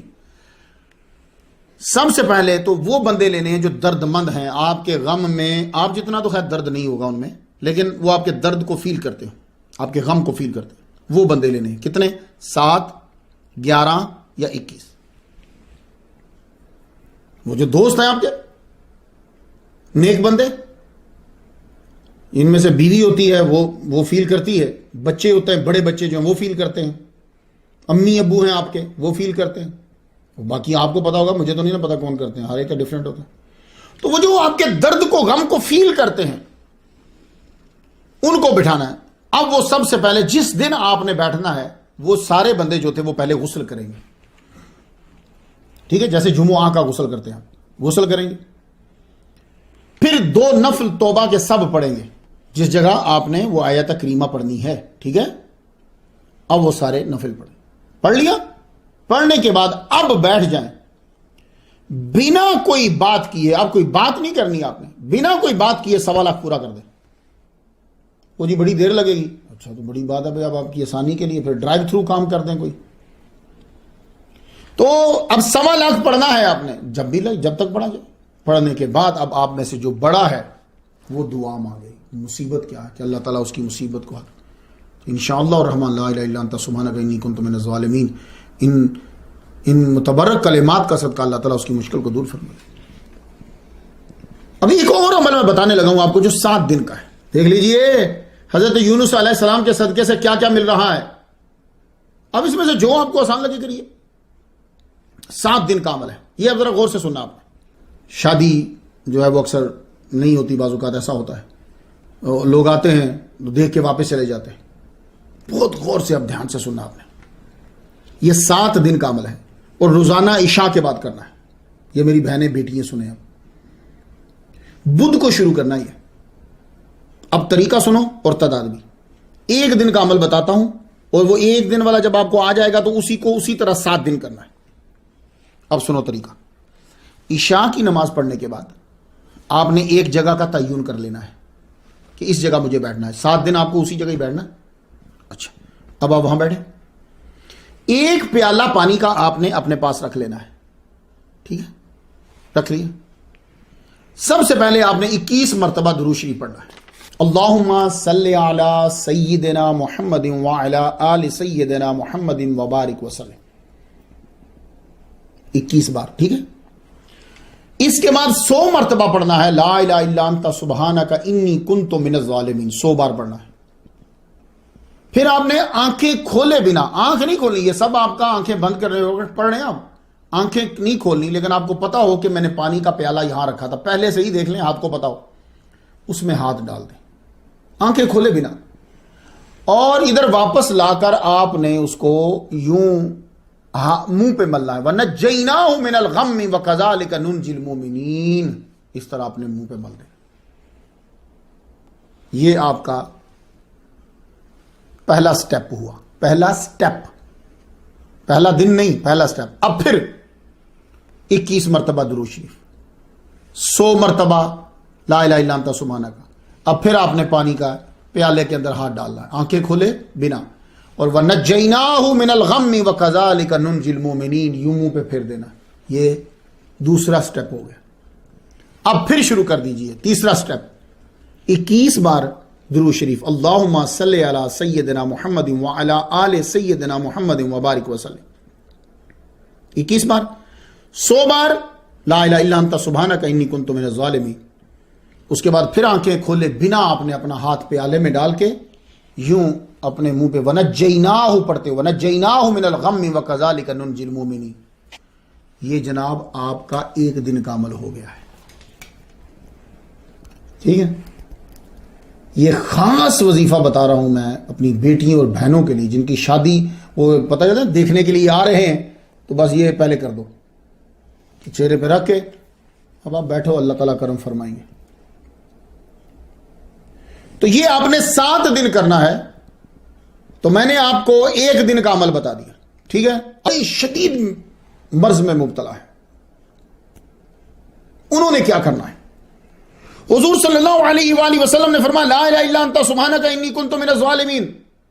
ایما مسلم دعا بها فی مرضہ 40 مرۃ فمات فی مرضہ.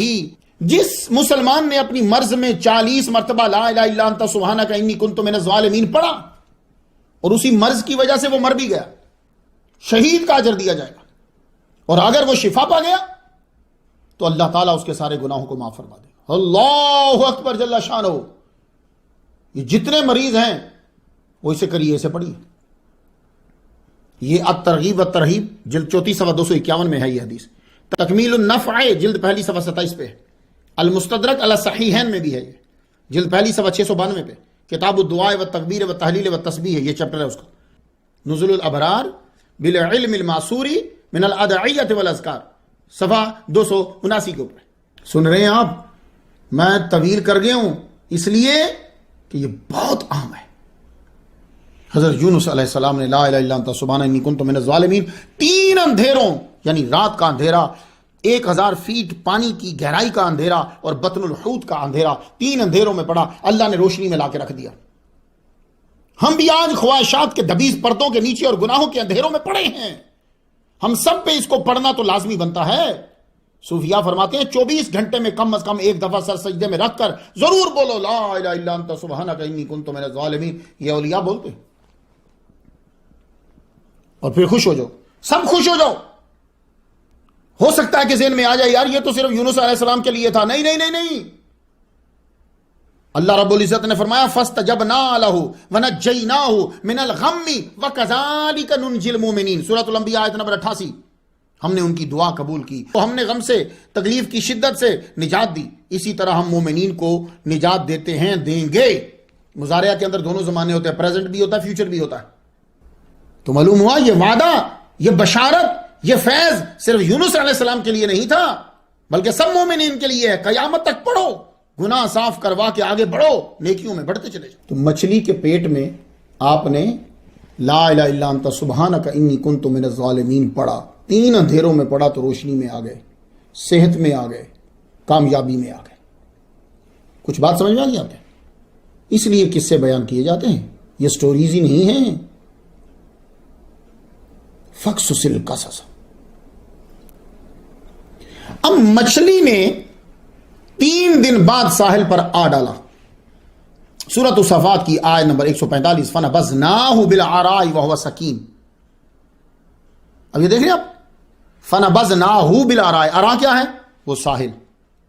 اور یہ ویل مچھلی کی عادت ہے، یہ ساحل تک آ جاتی ہے اور اکثر ساحل پر آگے مری ہوتی ہے، کبھی کبھی تو بہت آگے آ جاتی ہے، باقی مچھلیاں کم آتی ہیں، یہ بہت زیادہ آتی ہیں۔ تو اس کو حکم دیا کہ اب تو ساحل پہ آ، یہ آئی ساحل پہ۔ فنبذناہ بالعراء، عراء زمین، سطح زمین پہ لاگے ڈال دیا، وہو سقیم۔ اللہ نے ان کی حالت بھی بتا دی کہ اس وقت وہ بیمار تھے۔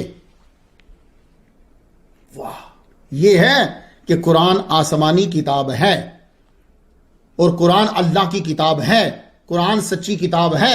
کنڈیشن بھی بتا دی کہ یونس علیہ السلام اس وقت بیمار تھے۔ اگر یہ نہ کہا جاتا تو لگتا کہ سٹوری کسی نے خود لکھی ہے۔ اب وہ بیمار تھے، بیماری کے علاج کے لیے وَأَنبَتْنَا عَلَيْهِ شَجَرَةً مِّن يَقْطِينٍ، تیسرے دن مغرب کے وقت، میرے نزدیک یہ بدھ کا دن ہے اور اس کی آگے جمعرات شروع ہو چکی ہے، ڈیٹ چینج ہو گئی ہے۔ دریائے دجلہ کے کنارے پہ لا کر مچھلی نے ڈال دی۔ تو کھلے میدان میں جب ڈال دیا اور وہ بیمار ہیں، آپ کی کھال جو ہے وہ نرم پڑ گئی تھی، یہ بیماری، اور بال سارے جھڑ گئے تھے گیسٹرک ایسڈ کی وجہ سے، بال سب، داڑھی، بال، اور یہ ایسے ہو گئی تھی جیسے بچے کی کھال ہوتی ہے، بلکہ بچے کی بھی کچھ مضبوط ہوتی ہے، اس سے بھی نرم۔ گیسٹرک ایسڈ، جس کو اسٹومک ایسڈ بھی کہتے ہیں، اللہ تعالیٰ نے پھر کیا کیا کہ فوراً آپ کے جسم کے اوپر یقطین یعنی کدو شریف کی بیل اگا دی۔ اللہ اسے فرماتا ہے وَأَنبَتْنَا عَلَيْهِ شَجَرَةً مِّن يَقْطِينٍ، ٹھیک ہے؟ تو یہ بھی ایک خاص عمل تھا۔ وَأَنبَتْنَا، اللہ فرماتا ہے انبتنا، ہم نے اس پہ کدو کا پیڑ اگایا۔ ہم نے کہنے کی کیا، سیدھا کہہ دے کہ میں نے اگایا؟ نہیں، میں آپ کو بارہا کہہ چکا ہوں، جب وہ ہم نے کہتا ہے نا تو پھر اسی لفظ کے اندر ہی بڑی گہرائی ہوتی ہے۔ بس آپ اس پہ سوچ پہ لگ جایا کرو، یہ ہم نے یہاں کہاں ہے، یہاں کچھ چیزیں ہوں گی۔ وجہ یہ ہے کہ آپ جب بیج بوتے ہو تو 7 دن لگتے ہیں اس کو اگنے میں، جی۔ تو ارا پہ آ کے ڈالا تھا، ارا بالکل خالی زمین، اب اس پہ فوراً اگانا ہے، تو جس بیج کو پتے تک آنے میں 7 دن لگتے ہیں اس کو فوراً اگا دیا اللہ تعالیٰ۔ تو جسم پہ بڑے بڑے پتوں کی ضرورت تھی، یہ صرف اللہ کر سکتا تھا۔ تو قرآن مجید میں لفظ یقطین ہے، اس کا ترجمہ ہوتا ہے بیل، ٹھیک ہے نا؟ بیل، وہ جو درختوں کے اوپر چڑھ جاتی ہے یا آپ لوگ دیواروں میں، بیل۔ ہر اس پودے کو یقطین کہتے ہیں جس کی عمر 1 سال سے زائد نہیں ہوتی۔ یہ میں آپ کو ڈکشنری کے لحاظ سے بتا رہا ہوں ترجمے، ابھی آگے میں بتاتا ہوں۔ سعید بن جبیر فرماتے ہیں کل شجرۃ لا ساق لہا فہی من الیقطین، جس کی بھی ساق نہیں نہ ہوتی، تنا نہیں ہوتا، وہ یقطین ہے۔ تو بیل کا تنا نہیں ہوتا درخت کی طرح۔ اب سوال ہے کہ ہم نے اس کا معنی کدو شریف کیسے کر لیا؟ یقطین کا معنی جب یقطین کا، اللہ کدو شریف نہیں بول رہا، یقطین بول رہا، تو یقطین کا معنی کدو شریف کیسے کر لیا؟ تفسیر قرطبی میں سورۃ الصافات 8ویں جلد ہے، 96 ہے، حضور کا فرمان نقل کیا۔ آپ نے فرمایا کدو شریف کے لیے آپ نے فرمایا انہا شجرۃ اخی یونس۔ تو حضور نے جب یہ کہا نا کدو شریف کے لیے کہ یہ درخت جو ہے یعنی بیل جو ہے یہ میرے بھائی یونس کا یونس کی بیل ہے، درخت ہے. حضرت یونس علیہ السلام کے جسم کو مکھیوں سے بچانا تھا. دیکھ رہے ہیں آپ اللہ کے کام، کیونکہ وہ اتنا کمزور ہو سکا تھا گیسٹرک ایسڈ کی وجہ سے کہ اب اگر اس کے اوپر مکھی بیٹھتی تو جراثیم آنے تھے، یا مکھی کے بیٹھنے کی وجہ سے ہی تکلیف ہونا تھی. اب مکھیوں سے بچانا ہے تو اللہ تعالیٰ نے کدو شریف کی بیل اگا دی، کیونکہ اس پہ مکھی نہیں بیٹھتی اور اس کے پتے بڑے بڑے ہوتے ہیں، اور وہاں ساحل پہ گرمی ہوتی ہے، ٹھنڈ چاہیے تھی. گرمی سے تو یہ آئے ہیں، اب ان کو ٹھنڈ چاہیے، تو کدو شریف کی بیل اگا دی. اس کے اندر 96% جو ہے وہ پانی ہوتا ہے. اور اللہ تعالیٰ نے ایک بکری، جنگلی بکری کی ڈیوٹی لگا دی کہ تم آ کے عین یہاں کھڑے ہو جایا کرو. تو وہ جب آ کے کھڑی ہوتی تھی تو آپ تو پتوں میں چھپے ہوتے تھے نا، تو وہ اس کے تھن جو ہیں وہ آپ کے منہ مبارک کے قریب ہوتے تھے، تو آپ چوس لیتے تھے. اور یہ اللہ کی قدرت ہے، جب وہ اپنے ولیوں یا ایسے بندوں کو خوراک دینا چاہتا ہوتا ہے نا، تو ایسی ایسی بکریاں بھی ہوتی ہیں کہ وہ ان کے تھنوں سے دودھ بہنے لگ جاتا ہے خود بخود، جب وہ اتنا بھر جاتا ہے. ایسا بھی ہوتا ہے. تو آپ پیاس بھی بجھا لیتے اور بھوک بھی مٹا لیتے. دودھ دونوں کام کرتا ہے. آپ کے جسم میں توانائی واپس آنے میں 1 ماہ لگ گیا. اگر بکری اور ہرنی نہ بھی ہو، دیکھیے کوئی آدمی ہوتے ہیں کہ یار ہماری سمجھ میں یہ نہیں آتا، چلو ٹھیک ہے، جو تمہاری سمجھ میں آتا میں ویسے بات کر دیتا ہوں. اگر بکری یا ہرنی نہ بھی ہو تو وہ جو بیل اگی تھی نا، اس بیل کے پتوں میں، اور وہ جو بیل کی جو شاخیں ہوتی ہیں نا، وہ جو یوں جا رہی ہوتی ہے، اس کے اندر اتنے وائٹامنز اور منرل ہیں کہ آدمی کو ویسی طاقت دے دیتے. جائیے جا کے ریسرچ کر لیجیے. شاخوں اور پتوں کو چوسنے سے ہی غذا حاصل ہو جاتی. چلیے چھوڑیے، آپ بکری اور ہرنی کو نکال دیجیے، تو آپ اس کے پتوں کو، اور جس پہ پتے اگتے ہیں اسے آپ چوستے تھے، اس کے اندر وائٹامنز ہوتے ہیں. چاہیے. اب حضرت یونس علیہ السلام کا صدقہ کدو شریف کو جو فضیلت مل گئی ہے، اب وہ فضیلت سب سے افضل کے منہ مبارک سے سنتے جائیے، تاکہ تمہارے گھروں کے کچن بھی سج جائے، وہاں بھی برکت ہو جائے. یہ ہے ہمارا اسلام. ہم تو ثواب کو، نیکی کو کسی جگہ چھوڑتے نہیں ہیں. کھانا پکا رہے ہو وہاں بھی ثواب چلے گا. کدو شریف کی کئی اقسام ہیں. پمپکن بھی اسی کی نسل میں آتا ہے. کوئی لمبے ہوتے ہیں، باٹل کے ٹائپ کے ہوتے ہیں، کچھ گول ہوتے ہیں. اس کی کئی اقسام ہیں. حدیث مبارکہ میں جو نام آیا وہ الدبا آیا ہے. ٹھیک ہے، اب پہلے حدیث سننا برکت کے لیے، بخاری شریف سے. اور بخاری شریف میں اگر آپ نے ڈھونڈی تو کتاب الاطعمہ میں جائیے گا، ویسے کافی جگہوں پہ ہے.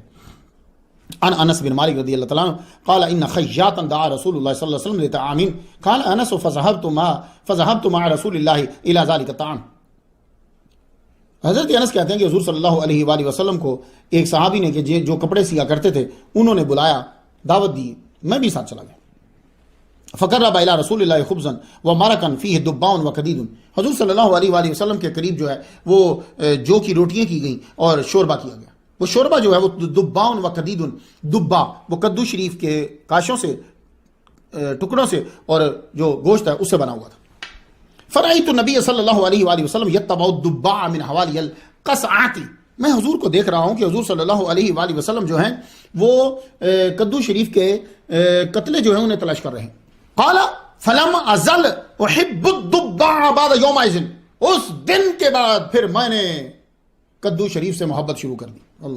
تو حضرت انس نے جب حضور کو دیکھا کہ وہ کدو شریف کے ٹکڑے تلاش کر رہے ہیں، تو سمامہ کی ایک روایت ہے، حضرت انس انہوں نے لکھا، کہتے ہیں فجعلت اجمع الدباء بین یدیہ.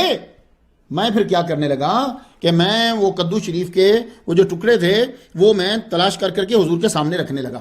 حضرت انس کہتے ہیں، اور کہتے ہیں کہ اس دن کے بعد پھر میں بھی کدو سے محبت کرنے لگا. کیا حضور نے کہا تھا کہ کدو شریف سے محبت کرو؟ نہیں کہا تھا، نہیں کہا تھا نا. تو پھر یہ کیوں کرنے لگے؟ یہ ہے عشق.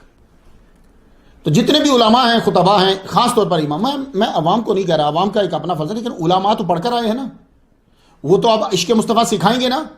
تو جو عشق مصطفیٰ سکھاتا ہے اسے میں سنانا چاہتا ہوں کہ حضور نے نہیں کہا کہ تم کدو شریف سے محبت کرو، لیکن انہوں نے کہا کہ پھر میں ہمیشہ کدو سے محبت کرتا رہا. کدو شریف سے کیوں؟ اس لیے کہ انہوں نے اپنے محبوب کو دیکھا کہ وہ ان سے پیار کر رہے ہیں. تو اسی لیے عوام کی بات نہیں ہے، جو خطیب ہے، جو امام ہے، اس نے جب یہ جان لیا کہ حضور کی داڑھی مٹھی سے کم نہیں تھی، اب وہ اگر عاشق ہے، سچا سیاسی نہیں ہے، تو وہ داڑھی مٹھی ہی رکھے گا. وہ اس پہ دلائل نہیں ڈھونڈے گا کہ حضور نے کہا کہ بڑھاؤ یہ اس کا مت ہے. اس نے دیکھا کہ حضور نے اتنی رکھی ہے, کم از کم وہ مٹھی رکھے گا. کدو شریف کی بیل نے نبی یونس علیہ السلام کی کچھ دن خدمت کی, اس کو اللہ تعالیٰ نے فوائد سے نواز دیا. اور بھی اس طرح کی بیلیں ہیں مگر ان کے اندر یہ فوائد نہیں ہے, اللہ نے ان کو فوائد سے نوازا. جاؤ, آپ حیران ہوں گے کہ وائٹامن سی کی مقدار 100 گرام اگر کدو شریف آپ لینا تو وائٹامن سی کی مقدار 10.1 ملی گرام ہوتی ہے, کیلشیم کی مقدار 26 ملی گرام ہوتی ہے, پوٹاشیم کی مقدار 150 ملی گرام ہوتی ہے, میگنیزیم کی مقدار 11 ملی گرام ہوتی ہے 100 گرام کے کدو شریف میں. Vitamin B3, vitamin B5, vitamin B6, نبی کی کچھ دن خدمت کی, کتنے فوائد. اور سارے وائٹامن سے بڑھ کر یہ ہے کہ محمد مصطفیٰ صلی اللہ علیہ وآلہ وسلم نے کدو شریف سے محبت کر دی. آج بھی اس کا تذکرہ جو ہے وہ عزت سے ہوتا ہے. یہ ہے نبیوں کے قدموں میں پڑنے کا نتیجہ. امیر اہل سنت جنہوں نے مسلک اہل سنت کو پھیلایا ہے, میں اس لیے کہتا ہوں مجدد مسلک اہل سنت. بھائی میں تو اپنے مولویوں کی عزت کروں گا پہلے, بعد میں دیکھیں گے کن سے اتحاد و اتفاق کرنا ہے. تو انہوں نے خوب حل بتا دیا آپ کا کہ کس طرح ثواب کما سکتے ہو کچن میں. انہوں نے کہا کہ کدو شریف کا پیسٹ بنا کر اپنے فریج میں رکھ لو, جب بھی کبھی ہنڈیا پکانے لگو تو تم وہ پیسٹ تھوڑا سا نکال کے اس کے اندر ہنڈیا کے اندر ڈال دو. فوائد بڑھیں گے, ٹیسٹ بڑھے گا, سنت بھی پوری, عشق مصطفیٰ بھی بڑھ گیا. اور یہ مت سمجھیے گا کہ آپ کا ٹیسٹ خراب ہو جائے گا, نہیں خراب, آپ جو مرضی تھوڑا سا اس کے اندر ڈال دو, سنت. اور میرے والد گرامی بچپن میں مجھے یہ یاد ہے, میں اسی لیے کہتا ہوں بچپن میں باتیں کرتے رہا کرو, کبھی نہ کبھی یاد آ جاتی. میرے والد گرامی پیر طالب حسین شاہ رحمۃ اللہ علیہ, آپ مجھے کہا کرتے تھے جب میں ہی سبزی لینے جاتا تھا, کہتے تھے بیٹے جب گھر سے چلا کرو تو کدو شریف کی نیت کر کے چلا کرو, مل جائے تو پہلے تھوڑا سا وہ لے لو, اس کے بعد باقی سبزی لے لو, نہ ملے تو تیرے جانے کا تجھے ثواب مل جائے گا. یار بڑے لوگوں کی بڑی باتیں ہیں بھائی صاحب. حضرت یونس علیہ السلام کے جسم میں طاقت آ گئی, آپ اٹھے اور قوم کی طرف چل دیے. اب یہاں میں آپ کو بتانا چاہتا ہوں کہ عیسائیت میں اور اسلام میں کیا فرق ہے.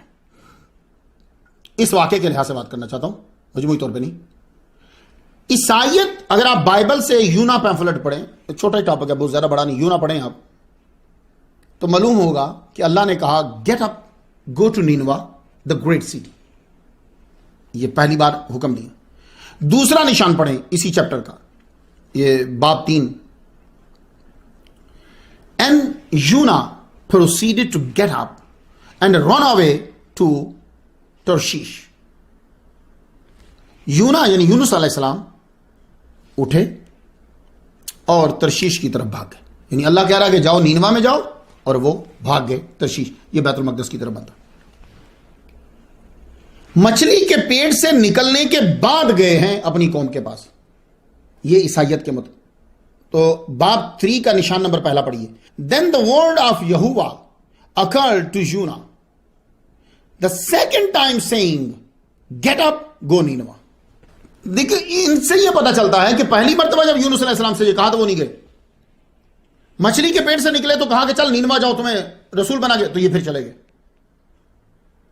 لیکن اسلام میں کیا ہے, تفاسیر میں کیا ہے کہ آپ کو جب حکم دیا گیا تو مچھلی کے پیٹ میں جانے سے پہلے بھی آپ اپنی قوم کے پاس گئے. ٹھیک ہے, یہ تفاسیر کی روشنی میں بتا رہا ہوں آپ کو. پہلے گئے, 33 سال رہے آپ, جب وہ قوم نہیں مانی تو پھر واپس آئے. بات ہمیں کیسے معلوم ہوئی کہ آپ پہلے گئے؟ اس ذہابا مغاضبا فظن ان لن نقدر سے پتا چلا کہ آپ مچھلی کے پیٹ میں جانے سے پہلے گئے ہیں قوم کے پاس. اس آبا کا سے معلوم ہوا کہ آپ پہلے گئے ہیں. ٹھیک ہے, اب دوسرا ہمارا عقیدہ سن لیجئے کہ نبی جو ہے وہ 40 سال کے بعد نبی نہیں بنتا. یہ سب لوگ غور سے سن لیجئے. بہت سے مفسرین نے دھوکہ کھایا اور ہمیں گمراہ کیا. اور جی وہ 40 سال میں نبی بنے, ان کو پہلے پتہ ہی نہیں تھا, پہلے پتہ ہوتا تو نذرانے لے. بدتمیز لوگ ہیں یار. ان دو سے پتہ چلا کہ آپ پہلے گئے ہیں. اب دوسرا ہمارا عقیدہ سن لیجئے کہ انبیاء تخلیق جسد آدم سے بھی پہلے کے انبیاء ہیں, سب انبیاء. یہ بات ہمیں معلوم ہو گئی. وَإِذَا خَذَ اللَّهُ مِيثَاقَ النَّبِيِّينَ لَمَا آتَيْتُكُم مِّن كِتَابٍ وَحِكْمَةٍ ثُمَّ جَاءَكُمْ رَسُولٌ, سے معلوم ہو. ابھی تو آدم علیہ السلام کا بھی جسد نہیں بنا. تو یہ یاد رکھیے کہ انبیاء فرشتوں سے کہیں افضل ہیں. وہ بھی حکم عدولی نہیں کرتے, یہ بھی نہیں کرتے. اللہ نے یونس علیہ السلام کو بھیجا, آپ گئے 33 سال تبلیغ کی, وہ نہ مانے, آپ نے بددعا کر دی. اور بھی نبیوں نے بددعا کی ہے, حضرت نوح علیہ السلام نے بددعا کی ہے. اور یہ چلے آئے وہی کا انتظار کیے بنا. اللہ نے ان کے رونے, اللہ تعالیٰ نے ان کے رونے کو, توبہ کو, ایمان کو قبول کر لیا, کیونکہ اللہ جانتا تھا کہ انہوں نے آخری ٹائم پہ کر لینی ہے توبہ. اس لیے یونس علیہ السلام کو وہی نہیں کی تھی وہاں سے نکلیں گے. اللہ تعالیٰ نے پھر بھی یونس علیہ السلام کو صحت دی, صحت دے کے دوبارہ بھیجا کہ آپ پھر جاؤ. اللہ نے آپ کو صحت دی, آپ ان کی طرف پھر روانہ ہوئے. پیچھے سارے لوگ مسلمان ہو چکے تھے. نبی یونس کے آمد کی دعائیں کرتے رہتے تھے, آئیں ہمیں ملے. اور بادشاہ نے تو یہ اعلان کر دیا تھا, جو بھی مجھے آ کر یہ اطلاع دے گا کہ یونس علیہ السلام کہاں ہیں, میں اپنی اسی دن بادشاہت اس کو سونپ دوں گا. حضرت یونس علیہ السلام اٹھ کر چل دیے. رستے میں چرواہا ملا, بکریاں چرا رہا تھا. آپ نے فرمایا مجھے تھوڑا سا دودھ دو گے؟ تو وہ چرواہا آپ کو کہنے لگا, وہ پہچان ہی نہیں پایا کیونکہ بال تو سارے جھڑ گئے ہوئے تھے, اب تھوڑے اگے ہوئے تھے. کہنے لگا کیا بتاؤں مسافر, جب سے ہمارا نبی یونس گیا ہے نا, بارش ہی نہیں آئی. بارش نہیں آئی, سبزہ نہیں ہوگا تو ہمارے جانوروں کے تھنوں کے دودھ ختم, تھن ہی سوکھے. آپ نے فرمایا اگر تم مجھے اجازت دو تو میں دو لوں. مسکرا کہنے لگا ٹھیک ہے تم دو لو. آپ نے بسم اللہ الرحمن الرحیم, جو بھی ان کی زبان میں ہوتی ہے, یہ بسم اللہ پرانی ہے, یہ یاد رکھیے. اللہ کا نام لے کر آپ نے تھنوں کو بس ہاتھ ہی لگایا تو بکری نے اپنی ٹانگوں کو جو ہے وہ کھلا کر دی. وہ بکری کھلا کر دیتی جب اس کے تھنوں میں دودھ بھر جاتا ہے. آپ نے فرمایا برتن لے کر آنا, تو یہ ان کے پاس اکثر برتن ہوتا ہے, فوراً دی. آپ نے دودھ جو ہے وہ دویا. دودھ دو کر آپ نے کچھ پیا, کچھ اس کو دے دی. وہ آپ کو دیکھ کے اس کی آنکھیں کھلی رہ گئی. کہنے لگا آپ کون ہو؟ آپ نے فرمایا میں یونس بن متا. وہ آدمی تو بس ایسے دوڑا کہ مجھے تو یوں لگتا ہے کہ اگر میں وہاں کھڑا ہوں تو یوں بیان کروں کہ وہ دودھ بھی اس کے ہاتھ سے چھلک کے گر گیا ہوگا. دوڑتا ہوا گیا قوم کی طرف اور چیختے ہوئے پکارتے ہوئے کہنے لگا جیسے کسی کو بڑی چیز مل جاتی ہے, اللہ کا رسول ہمارے نبی یونس آ گئے, ہمارے نبی یونس آ گئے, ہمارے نبی یونس. ساری عوام اکٹھی ہوگی, بادشاہ بھی اکٹھا ہو, کیونکہ بات چھوٹی نہیں تھی جناب. بادشاہ بھی آ گیا, آپ کو دیکھا, پہچان گئے آپ کی باتوں سے. اسی وقت سب نے ایمان, نبی پر ایمان, توحید کا اقرار کیا. یونس علیہ السلام کے ہاتھ چومے, ان کے سامنے بھی اقرار کیا. اور بادشاہ نے کھڑے اعلان کیا میں اپنی بادشاہت اس چرواہے کو دیتا ہوں. ہائے ہائے ہائے ہائے, اس نے بادشاہت چرواہے کو دے دی. اب وہ یونس علیہ السلام کے ساتھ رہنے لگا. آپ تبلیغ کرتے, وہ بھی جو سیکھتا وہ بھی آگے تبلیغ کرتا, سارے مسلمان ہو گئے. نبی کی توہین عذاب کا سبب بنتی ہے. انبیاء معصوم عن الخطا ہوتے ہیں. ہم سب پہ لازم ہے کہ ہم لفظاً اور عملاً ان کا احترام کریں. جی یہی تو حضور صلی اللہ علیہ وسلم نے ہمیں سکھایا ہے. بخاری شریف سے پڑھنا چاہتا ہوں میں, کتاب التوحید ہے, جا کے خود ڈھونڈ لیجیے گا. لا ينبغي لعبد ان يقول انه خیر من یونس بن متا. کسی عبد کے لیے مناسب نہیں کہ وہ کہے کہ وہ یونس بن متا سے بہتر ہے. ہو سکتا تھا کہ کوئی یہ آیت پڑھنے کے بعد کنتم خیر امۃ اخرجت للناس تأمرون بالمعروف وتنہون عن المنکر,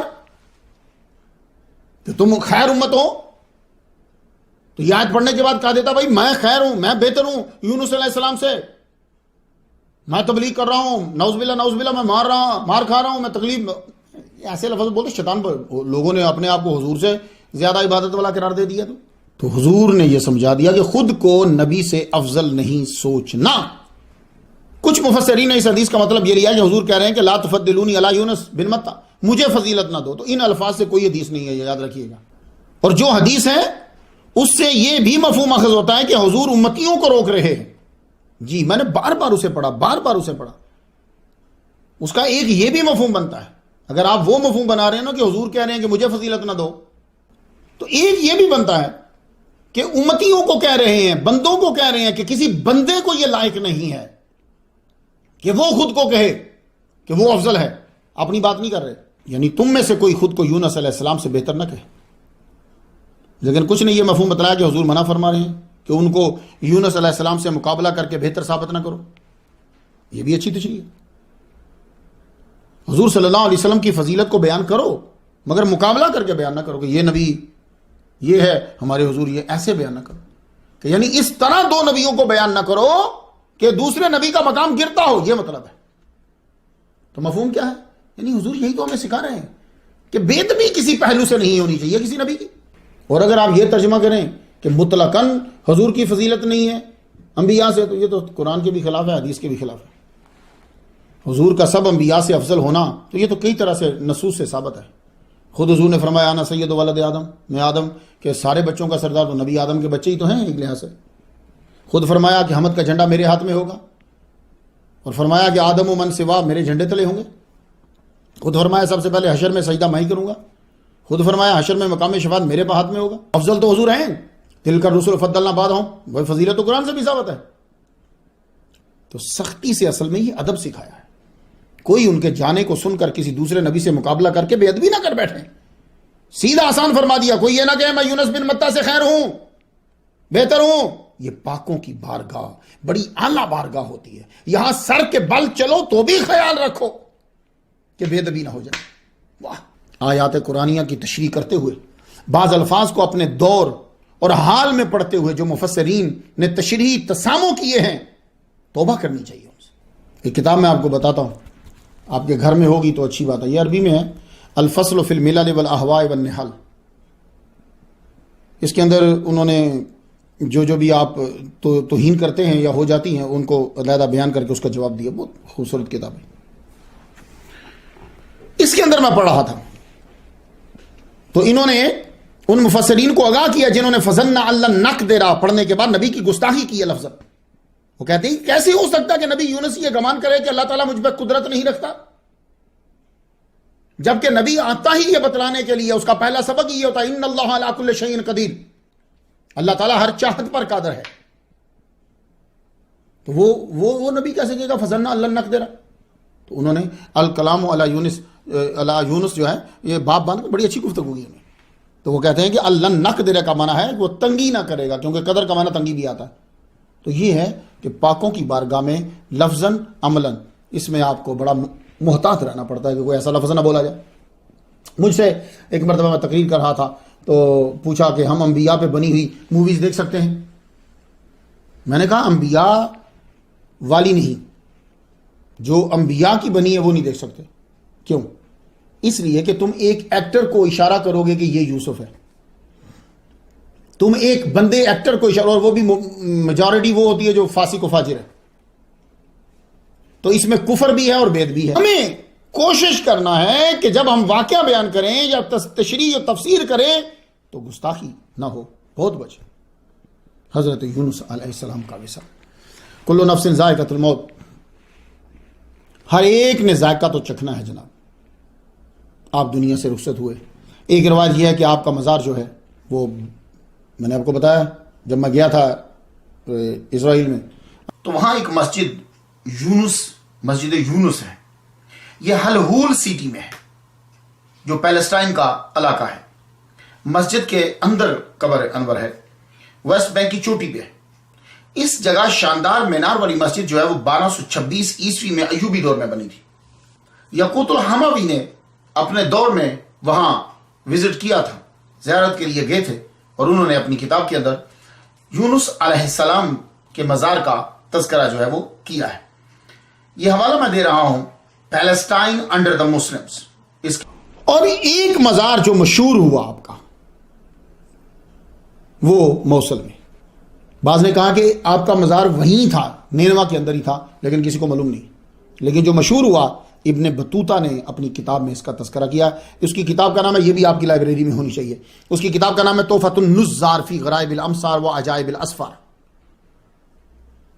تو اس نے یہ تذکرہ کیا ہے کہ موجودہ عراق جو داعش نے جس کو اڑا دیا، جس قبر کو شہید کر دیا، تو یونس علیہ السلام کا مزار ہے. اور اہل موصل جو ہیں وہ جمعے رات کو وہاں جاتے ہیں اور فاتحہ پڑھتے ہیں. یہ ابن بطوطہ نے تذکرہ کیا 2020 سے 641 سال پہلے لوگ جمعرات کو جاتے تھے نبی کی قبر پہ، وہاں فاتحہ پڑھتے تھے. اس مزار کو وہ شرک و بدعت والے نے اڑا دیا، مسجد بھی شہید کر دی۔ اب اگر آپ کا عقیدہ ہے کہ یہ شرک و بدعت ہے تو مسجد میں تو توحید ہوتی تھی، تو مسجد بھی شہید کر دی اس کو۔ لیکن یہ جب اڑا دیا انہوں نے بم سے، تو نیچے سے ایک شہر برآمد ہو گیا، کئی سرنگیں، پرانی تختیاں، اور تختیوں پہ لکھی ہوئی اس دور کی عمارتیں اور مجسمے۔ تو مسلمانوں یہ یاد رکھنا، انبیاء کے قصص میں اسباق ہیں، آپ پڑھو اور اسباق تلاش کر کے اپنی آنے والی نسلوں کو بتاؤ۔